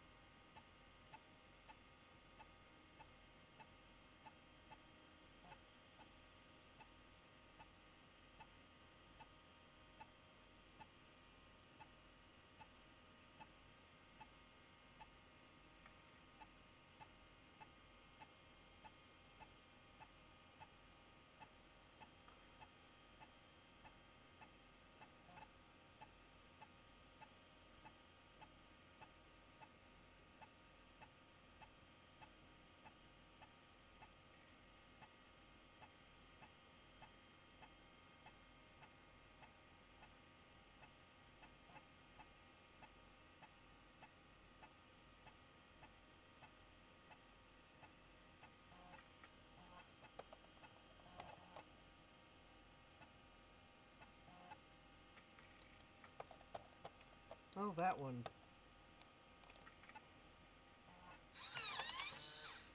Alright, well, I'll set this disk aside in case I need to try that disk again to make sure the heads haven't failed. There's a blue disk. We'll erase it.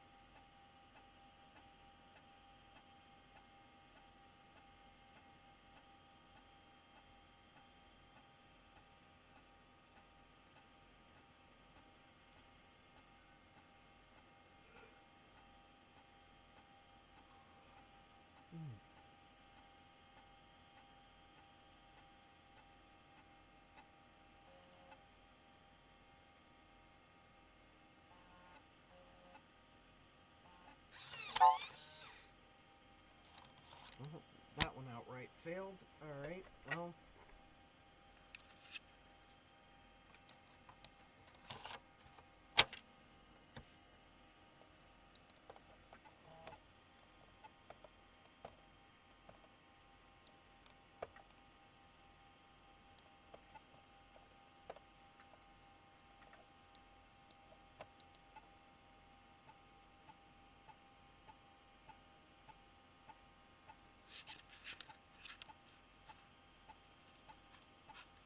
Well, it's kind of looking like I bought these lousy discs on eBay, and all I got to show for it was the box and the labels.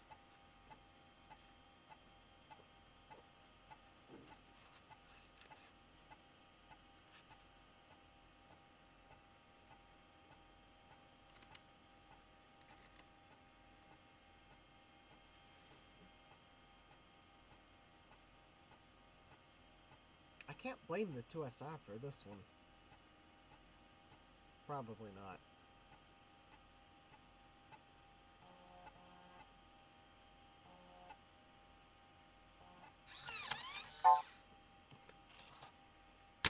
Bad disk.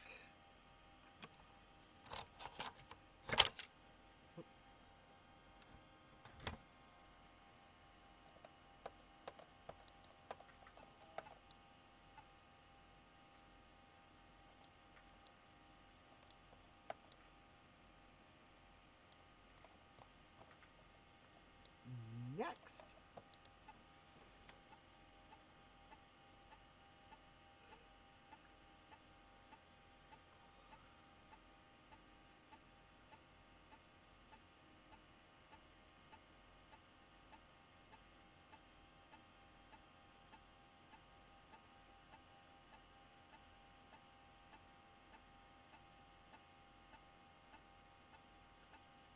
Yeah, somehow I don't think I'm going to have enough pink discs to do what I was going to do with them.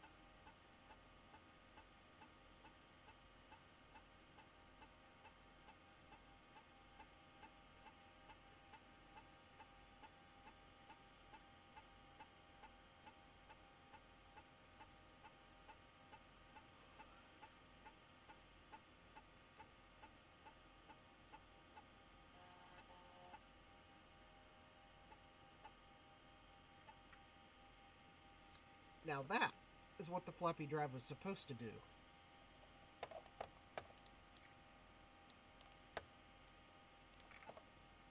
Notice how it verified the disk backwards? Okay, that's actually a good floppy disk.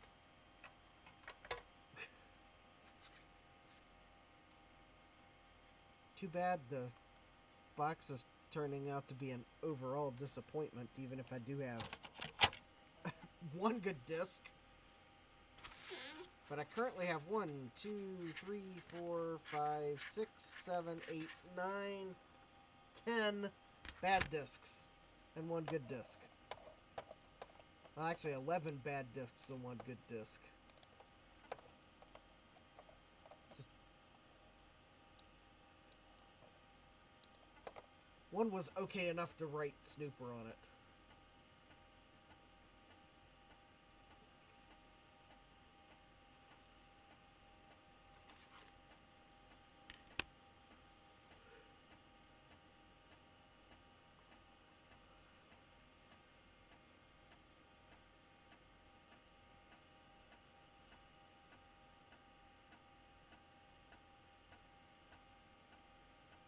I'm wondering if these discs were improperly stored, but not to the point where there's visible mold on them, but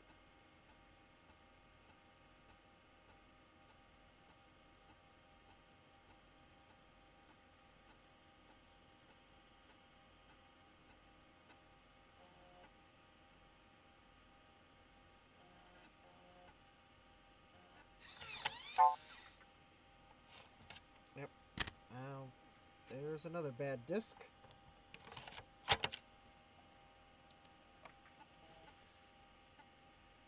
Jesse says, discs 8 hate musty, wet areas.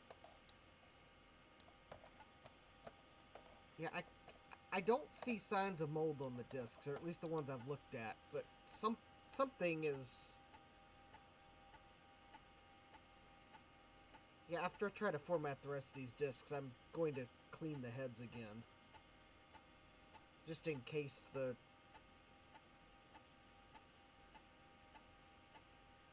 is something coming off the discs. But after I format them and they fail, I'm looking at some of them and it doesn't look like I'm scratching anything off the disc. And I don't see signs of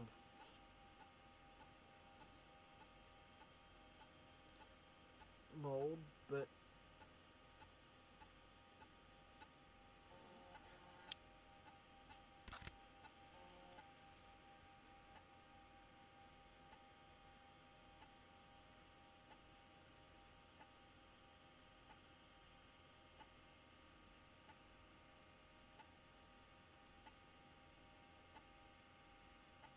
now I have seen it do that verification and then the disc turns out to be fine, but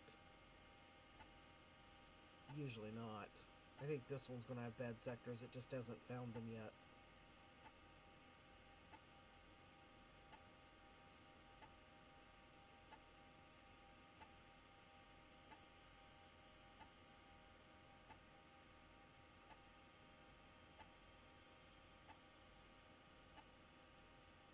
Oh, I'm going to cancel the format at the first bad sectors because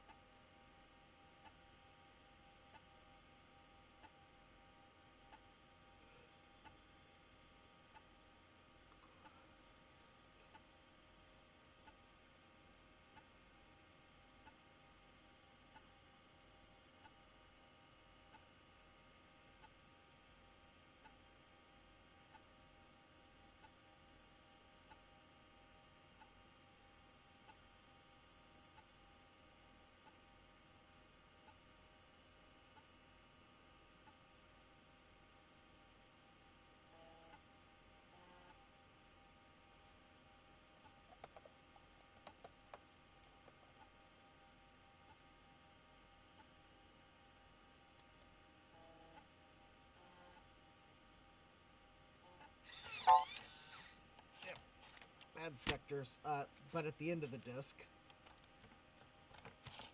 Oh. Actually, I canceled the format, and macOS is telling me it can't be formatted because it's defective, so... I'm wondering if I managed to cancel it right when it found a bad sector in a place where it needs the disk to be good.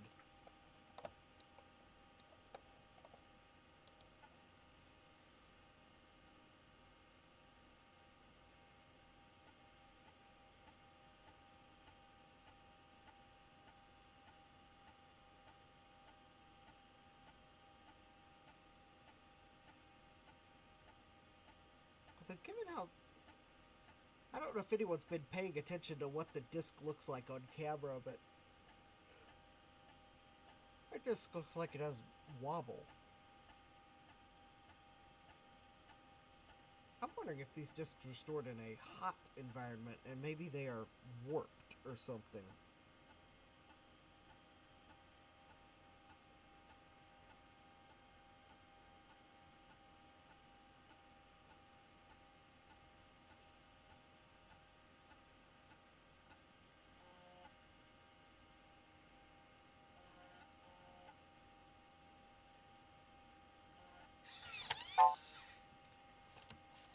Alright, well, that one failed.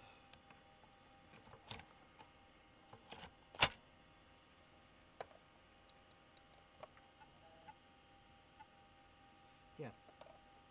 So far, the good count is 1.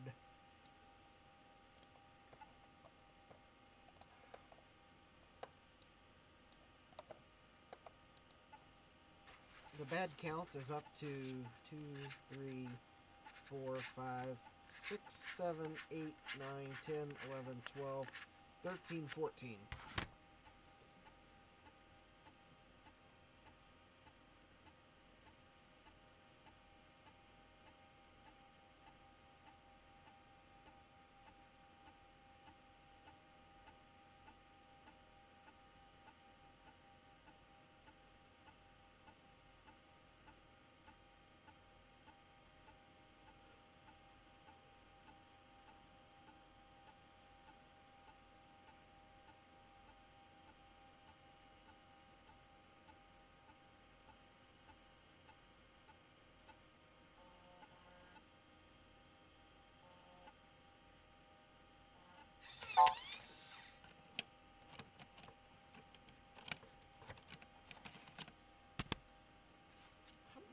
Or, I had another theory.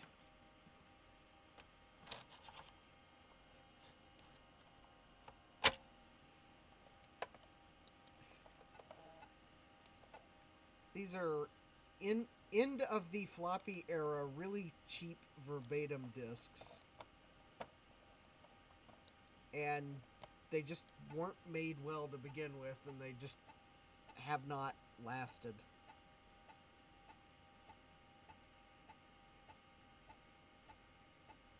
It's not that the coating's coming off. It's not that they're moldy or maybe not even heat. Maybe just the coating's not able to... Maybe the coating's just expired.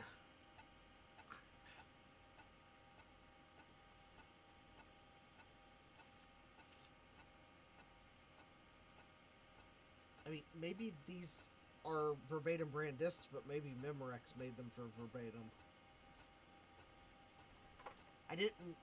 The seller didn't have the entire box for me to see what it might have said on it of, like...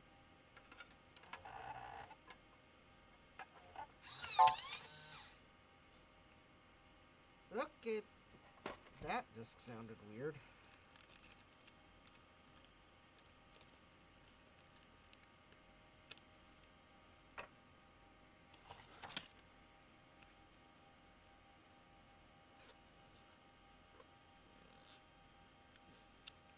Oh, could just...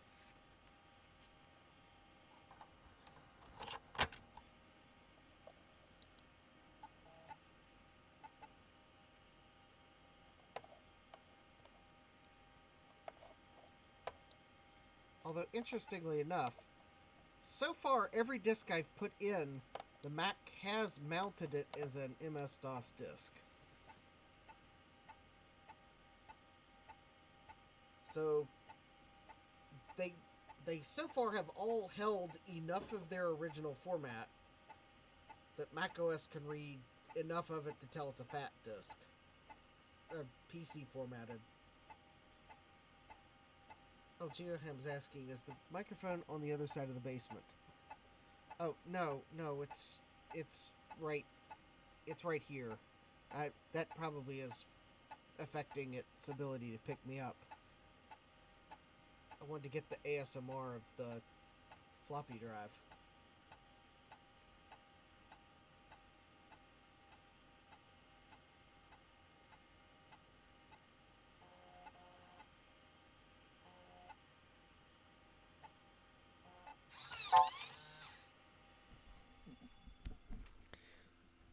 Maybe I will change so I can commentate a little bit. All right, yeah, I was trying to get the ASMR of the floppy drive, but yeah, I bought these discs on eBay. I thought they were being verbatim discs. They might be good quality. They seem to have held the formatting, the original formatting enough that the Mac OS is mounting them as PC discs. But they are a lot of these are just failing to erase because I think there's bad sectors where the directory needs to go. I do believe the directory on a FAT formatted disk is in different tracks than on a Mac OS formatted disk.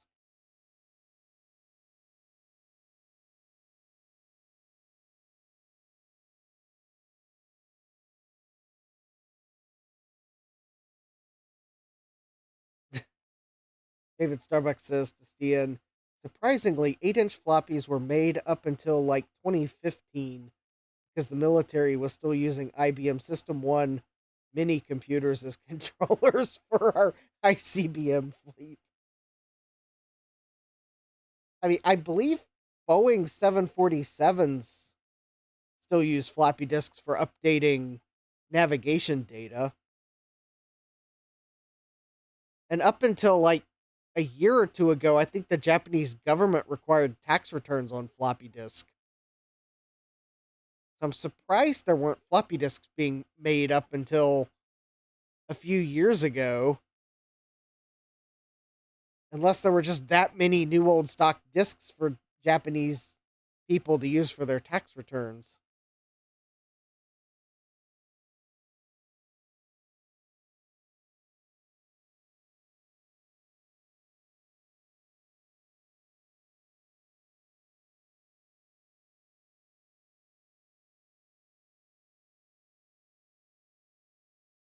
But there's the bad sectors.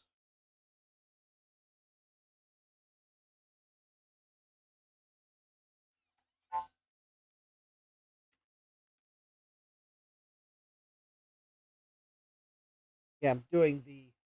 If there's any bad sectors, I'm calling the disk bad. David says IRS still use IBM mainframes with core memory to boot.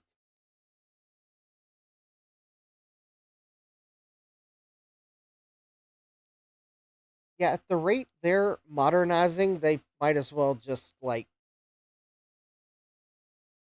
invent the next computer technology and then go to that. And David says, and the FAA just converted from IBM mainframes built in the 1960s. Yikes.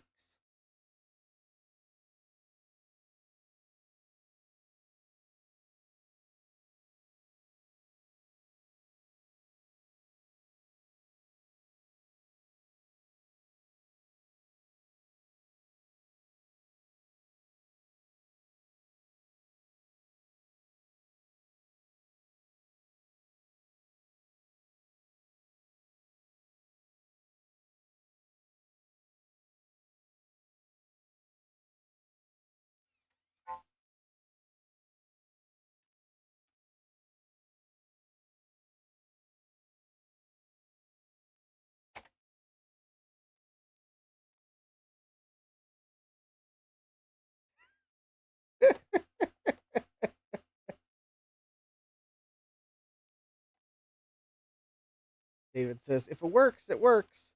And EMPs won't take them out.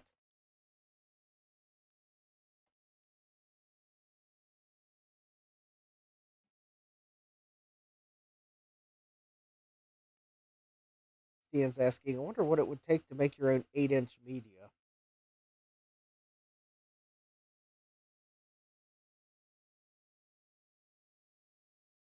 All right. After this wonderful eBay disc purchase, I don't remember how long ago I bought these discs. Yeah, I think my recommendation for buying floppy disks on eBay is don't.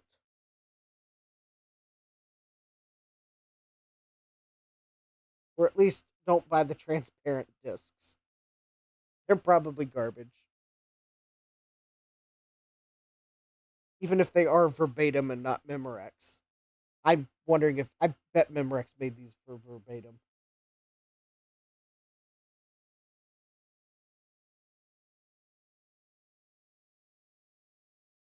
And the thing is, I do know the later we got into the floppy disk manufacturing era, the cheaper the floppy disks got. So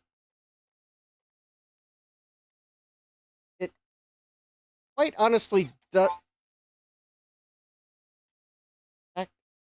Some of these just don't sound good ejecting.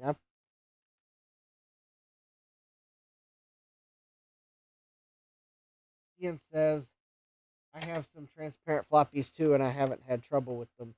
Well, I don't know where these were stored.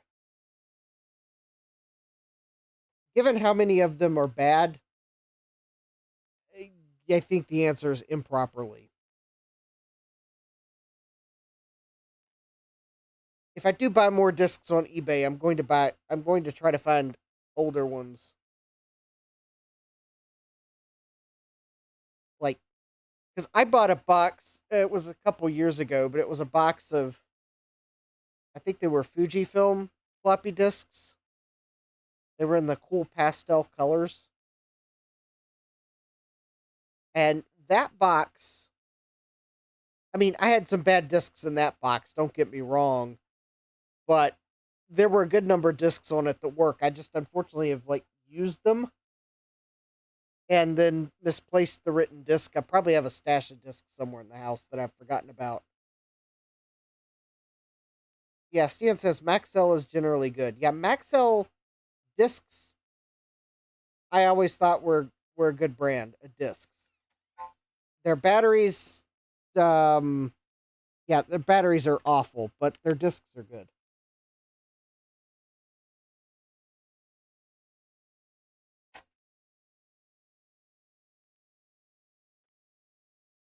David says, I haven't used a floppy in anger since the Windows 95 days. Yeah, now I'm just trying to go through the rest of this pile of discs from this box because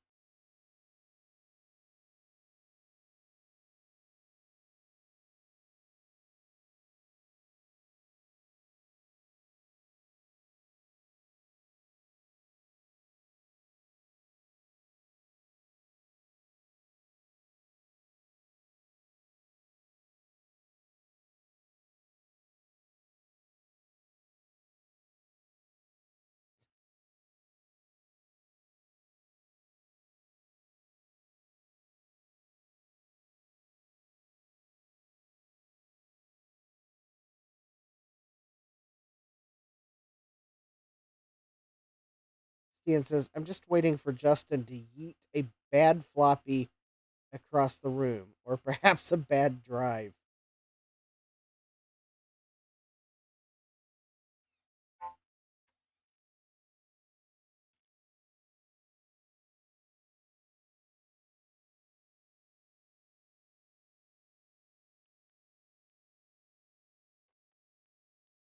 I don't have any reason to suspect the drive is bad because I have been able to format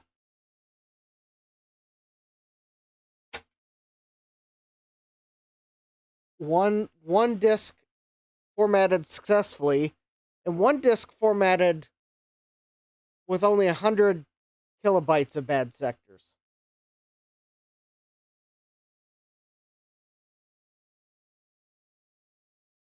And some of these disks were acting like they were going to format mostly good, but a disk with bad sectors doesn't help in writing it to write disk images to the disk. So that's why I'm calling them bad if they have bad sectors. Oh, Stan says, I don't think this drive is bad. I was thinking more the rusty abomination from earlier. I don't want to yeet it across the room because I'm afraid I'll hit something important. I don't have good aim when it comes to throwing things. I also don't want to throw the disc across the room so that but to potentially get it mixed up with a disc that's fallen on the floor that's good. Or at least was good before it fell on the floor, I'll put it that way. I'm bad about knocking things off this workbench.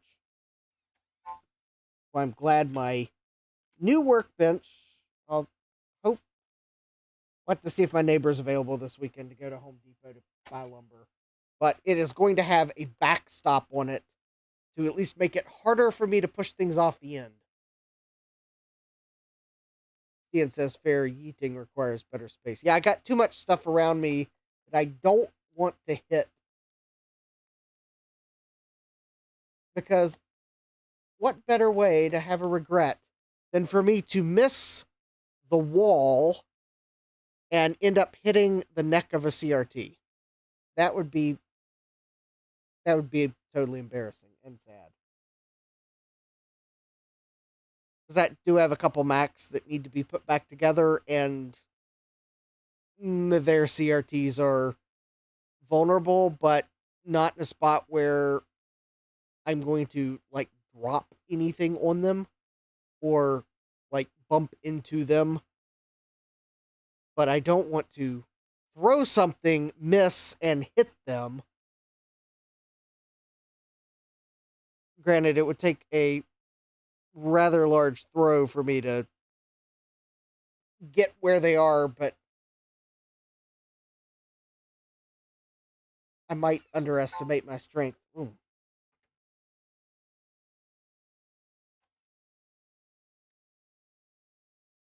I don't know why these discs are getting stuck. Anyways, there we go. Yeah, we had one good floppy disk in that box. That's embarrassing. All right, so I guess the last thing I'm going to do, just because I had so many discs that were bad, I got a new swab. I'm going to clean the heads. And we still have a good stream at midnight. Yeah, so maybe... So either Comcast sorted their problems,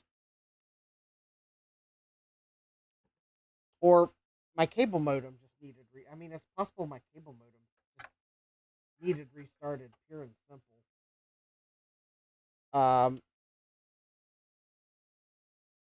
Or it could be YouTube, and maybe going to the backup ingest server is actually what fixed it.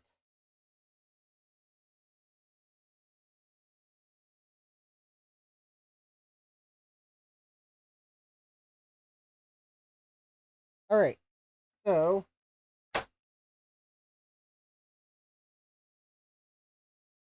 I don't think I picked up anything on the heads, so I don't think the heads collected any debris. So I guess, just so I can find and put the lid on this IIsi,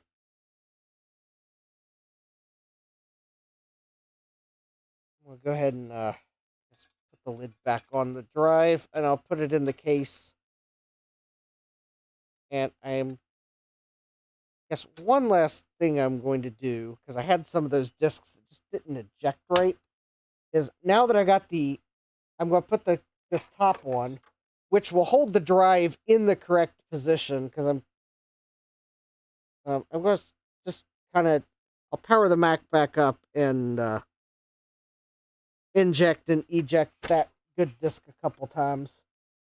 I just want to make sure that I did get the gearbox fixed. I'm thinking some of these discs might be...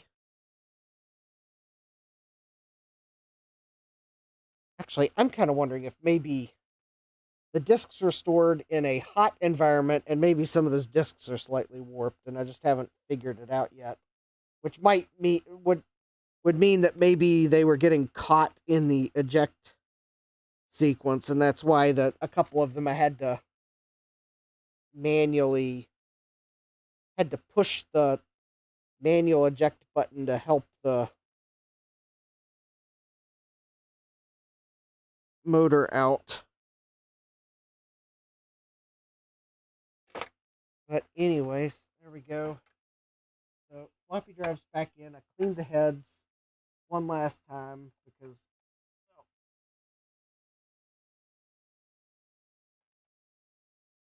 I mean that's the stack of bad floppy disks. While we wait for the IIsigh to boot back up into macOS, I'll do the official account of bad disks. 1, 2, 3, 4, 5, 6, 7, 8, 9, 10, 11, 12, 13, 14, 15, 16, 17, 18, 19, 20, 21, 22, 23, 24. 24 little discs. Thunderclap.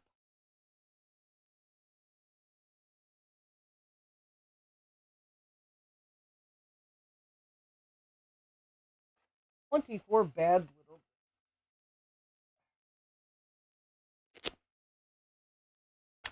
Yes, at least we have good bandwidth at midnight, even if I have bad discs. So, yep, former regret would be this IIsigh, which looks like I've got completely working.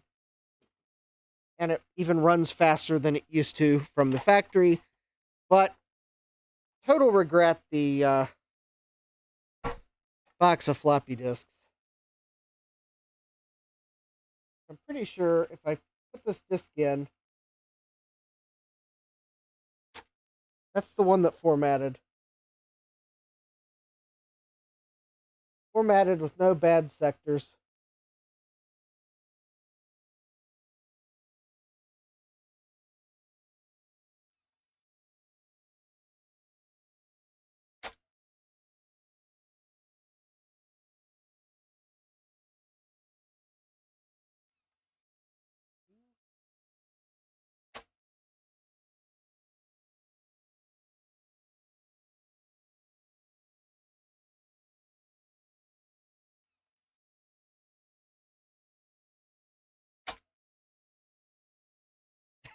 Stan says, IIsigh, disk 170, love it. Oh, command Y.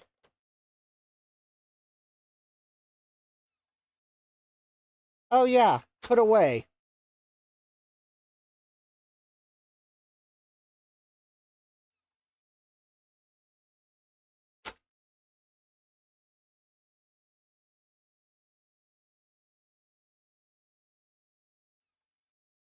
Yeah, I think the floppy drive is working.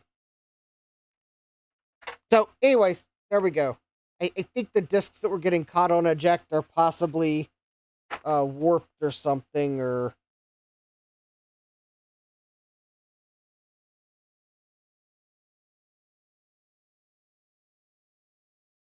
yeah, it's hard to say. Some of these discs look weird. Anyways, with that, I'm going to call the stream to a close because we are past midnight. So we only got to the floppy drive on the IIsigh because I have a box of bad floppy disks. It came from eBay, the place where I buy the things I later regret. But we got a floppy drive working, and yeah, I think with that's great. We'll get to the Mac Plus sooner rather than later, hopefully. I guess this will let me have a little more time of trying to find the parts that I've misplaced on my workbench for it. So with that, I don't forget to smash that like button, subscribe, and Stian says, Macintosh II, yay. Yes! All right, see you later, E-Vibes. So yeah, smash that like button, subscribe, and turn on notifications so you know when I go live next. Speaking of going live next week streams will be Monday and Thursday. And Monday at 8 and Thursday at 9. I think if it arrives, because I did place the order with Console 5 this morning to give it the best chance of arriving, and I paid for priority mail shipping. I did order the cap kit for the classic analog board. So if that arrives by Monday, we will recap the classic analog board on Monday. If that doesn't arrive, then we will possibly recap some game console that I've got a cap kit for. But yeah, if the cap kit for the classic comes in, then we'll recap the classic so I can put it back together. And by then I'll sort it out how to fix the floppy drive I mangled and have borrowed a few parts from now to fix. Probably I will steal a known good working floppy drive from a desktop and deal with the classics floppy drive later. No plus on my I want to get the classic back together. So I guess yeah, it might sound silly, but I want to get the classic back together so we can power it up and test it, because it hasn't been tested. I know the Plus works, but I've got upgrades for it. So we'll get to the Plus soon. Theoretically, I could find the parts this weekend on the workbench, but I guess maybe if the caps don't come in Monday, then maybe we can look at the Plus, if I can find the parts I've misplaced. But we'll see. I'll think of something. But anyway, the important thing is the stream will be Monday and Thursday next week. And then the following week, I think it'll be Tuesday. The following week is Thanksgiving week, so there will not be a Thursday stream. But I may have a second stream on a different day that week, but I don't know what my Thanksgiving plans are yet, so I haven't thought that far ahead. So anyways, the important thing is next week, Monday and Thursday, and I will schedule Monday's stream. Hopefully tomorrow I'll get a chance to schedule it. So just at least so it's there on YouTube. So hopefully I'll see you there. And with that, I hope you all have a great rest of your day. Thanks for joining me tonight, hanging out, being cool.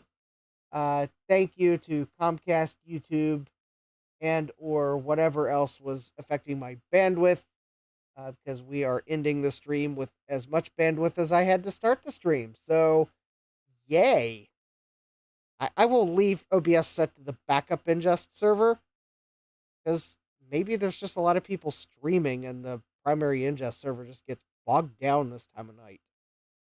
Because after all, 11 o'clock Eastern is going to be 8 p.m. Pacific. Maybe, I don't know, maybe there's just a lot of traffic to ingest starting at that time on the primary ingest server, but I don't know. We'll see. Anyways, for now, I'll leave OBS set to the backup ingest server, because apparently if you change it, you have to relog into YouTube. So I'm just going to leave it for now, and we'll see how it goes. So with that, I hope you all have a great rest of your day. Take care, and God bless. Computerized Start is brought to you by my awesome patrons on Patreon, and by your tips and memberships on Ko-fi. These and other channel supporters make my live streams possible. You too can become a channel supporter with tiers starting at just $1. Don't forget to smash that like button. And if you've liked what you've seen, subscribe and turn on notifications so that you don't miss the next video or live stream. And as always, thank you for all your support. I hope to see you next time. And until then, take care!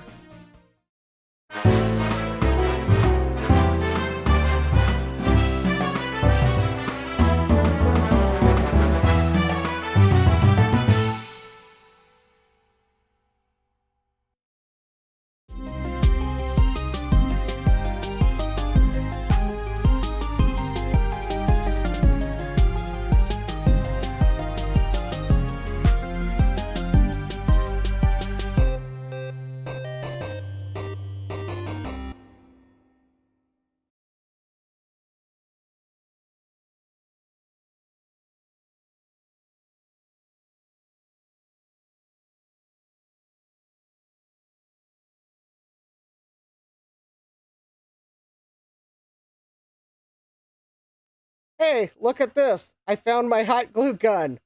Just in time to hit end broadcast. See y'all later.